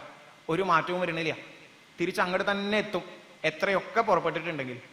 ഇപ്പൊ ടൂറ് പാക്കേജ് ആയിട്ട് പോവാറുണ്ട് എല്ലാവരും, കൂട്ടായിട്ട് ഒരു സ്ഥലത്തുനിന്ന് പുറപ്പെടും, കുറേ ദിക്കിലേക്ക് പോവും, അങ്ങടൊക്കെ പോയി കഴിഞ്ഞാൽ അവസാനം തിരിച്ച് അതേ ദിക്കിലേക്ക് തന്നെ വരും. പോവും തോറും ഇനിയും പോകണം എന്നുള്ള ആഗ്രഹം കൂടിയാ ചുറ്റി തിരിഞ്ഞുകൊണ്ടേ ഇരിക്കും. ആഗ്രഹങ്ങൾക്ക് അടക്കം വെച്ച് ലക്ഷ്യത്തെ ഉറപ്പിച്ചു കഴിഞ്ഞാൽ തിരിച്ചു വരാനും സാധിക്കുന്നുണ്ട്. നമ്മളൊക്കെ നല്ലൊരു ആനന്ദത്തിന്റെ അവസ്ഥയിൽ ഇരുന്ന് വിട്ടു പോന്നവരാണ്, പലപ്പോഴും ചുറ്റി തിരിഞ്ഞുകൊണ്ടിരിക്കുന്നവരാണ്. തിരിച്ച് ഈശ്വരൻ തന്നെ ചുറ്റും നിന്നുകൊണ്ട് നമുക്ക് വഴി കാണിക്കുന്നുണ്ട്. ഭാഗ്യം ഉദിക്കുമ്പോ ഈശ്വരനിലേക്ക് എത്തിച്ചേരാൻ നമുക്കൊക്കെ സാധിക്കും. വിഷമമില്ലാത്ത, സങ്കടങ്ങളില്ലാത്ത, ആനന്ദം നിറഞ്ഞ ഒരവസ്ഥയിലേക്ക്, എന്നും നിലനിൽക്കുന്ന ഒരവസ്ഥയിലേക്ക് എത്തിച്ചേരാൻ നമുക്കൊക്കെ സാധിക്കും. ഇവിടെ ഈ ഒരു അനുസ്മരണം ഭഗവത് പാദത്തിൽ സമർപ്പിക്കുമ്പോൾ നമുക്ക് എന്താ പ്രാർത്ഥിക്കാൻ പറ്റുക? ഇപ്പൊ ഇവിടെ പ്രത്യേകിച്ച് ഒന്നും ആഗ്രഹിക്കരുത് എന്ന് ഭഗവാൻ എടുത്തു പറയുന്നുണ്ടല്ലോ. അപ്പൊ ഇത് പഠിച്ചത് കൊണ്ട് എനിക്കൊരു പേരും പ്രശസ്തിന്നോ ഞാൻ എവിടെയെങ്കിലും അറിയപ്പെടണമെന്നോ എന്നുള്ള ആഗ്രഹങ്ങളെ മാറ്റി വെച്ചിട്ട്, ഭഗവാനെ എൻ്റെ ഉള്ളിലും ഇവിടെയൊക്കെ നിറഞ്ഞു നിൽക്കുന്ന അവിടുത്തെ എനിക്ക് കാണാൻ പറ്റണില്ല, അറിയാൻ പറ്റണില്ല. അങ്ങയുടെ സ്വരൂപമാകുന്ന അറിവിൽ നിന്ന്, ആനന്ദത്തിൽ നിന്നും വ്യതിചലിച്ച് സങ്കടത്തിലൂടെയാ പോയിക്കൊണ്ടിരിക്കണേ. ഒന്ന് അങ്ങടെ എത്തണമെന്ന് മോഹമുണ്ട്, അതിലേക്ക് എന്നെ അനുഗ്രഹിക്കണേ എന്നുള്ള ഒരേ ഒരു പ്രാർത്ഥനയോടുകൂടി സമർപ്പിക്കാൻ സാധിച്ചാൽ, ഇവിടെ തന്നെ പറയുന്നുണ്ടല്ലോ ശാസ്ത്രവിധി പ്രകാരം പറയേണ്ടതിനെ അനുഷ്ഠിച്ചാൽ എത്തിച്ചേരും എന്നുള്ളത്. ഇത് കേൾക്കുക എന്നുള്ളത് ശാസ്ത്രവിധിയിൽ പറഞ്ഞുള്ളതാ. അപ്പൊ ഇത് കേട്ടും കൊണ്ട് നാളെ പൂർവികന്മാര് പറഞ്ഞു തന്നിരിക്കുന്ന ആചാര അനുഷ്ഠാനങ്ങളെ തെറ്റാണ്ട് കൊണ്ടുപോവാനും ഉള്ളില് ഈശ്വരൻ ശക്തി തന്നാൽ ആ വഴിയിലൂടെ പോയി ക്രമേണ നമുക്കൊക്കെ നല്ല നിലയിലേക്ക്, അതായത് ആദ്യം പറഞ്ഞ പോലെ എപ്പോഴും ചിരിച്ചിരിക്കുന്ന സമാധാനം നിറഞ്ഞ ഒരവസ്ഥയിലേക്ക് എത്തിച്ചേരാൻ സാധിക്കും. അത് മാത്രം പ്രാർത്ഥിച്ചും കൊണ്ട് നമുക്കൊക്കെ ഉള്ളിലുള്ള സകല ദോഷങ്ങളെയും തീർത്ത് നേർവഴിക്ക് എത്തിച്ചേരാൻ സാധിക്കണമേ എന്നുള്ള പ്രാർത്ഥനയോടുകൂടി ഭഗവത് പാദങ്ങളിൽ ഈ ഒരു അനുസ്മരണം സമർപ്പിക്കുന്നു. കായേന വാചാ മനസേന്ദ്രിയൈർവാ ബുദ്ധ്യാത്മനാ വാ പ്രകൃതേ സ്വഭാവാൽ കരോമി യദ്യൽ സകലം പരസ്മൈ നാരായണായേതി സമർപ്പയാമി. സർവം നാരായണായേതി സമർപ്പയാമി. സ്വസ്തി പ്രജാഭ്യ പരിപാലയന്താം ന്യായേന മാർഗേണ മഹീം മഹീശാഃ. ഗോബ്രാഹ്മണേഭ്യഃ ശുഭമസ്തു നിത്യം. ലോകാഃ സമസ്താഃ സുഖിനോ ഭവന്തു. ശ്രീഹരയേ നമഃ. ഹരേ രാമ രാമ രാമ ഹരേ ഹരേ. ഹരേ കൃഷ്ണ കൃഷ്ണ കൃഷ്ണ ഹരേ ഹരേ. ഇതുവരെ പ്രഭാഷണം നടത്തിയ ബ്രഹ്മശ്രീ ശ്രീറാം നമ്പൂതിരി ഗുരുവായൂർ അവർക്ക് സേവാനിലയത്തിൻ്റെയും ഭക്തജനങ്ങളുമേലുള്ള അഗൈതമായ നന്ദി രേഖപ്പെടുത്തിക്കൊള്ളുന്നു. അദ്ദേഹത്തെ പൊന്നാടയണിച്ച് ആദരിക്കുന്നതിന് ഡോക്ടർ ചന്ദ്രശേഖരക്കുറുപ്പ് അവരെ ക്ഷണിക്കുന്നു. അദ്ദേഹത്തിന് ഉപകാരം സമർപ്പിക്കുന്നതിനായിട്ട് ശ്രീ എം എൻ ചന്ദ്രബാലൻ സാറിനെ ക്ഷണിക്കുകയാണ്.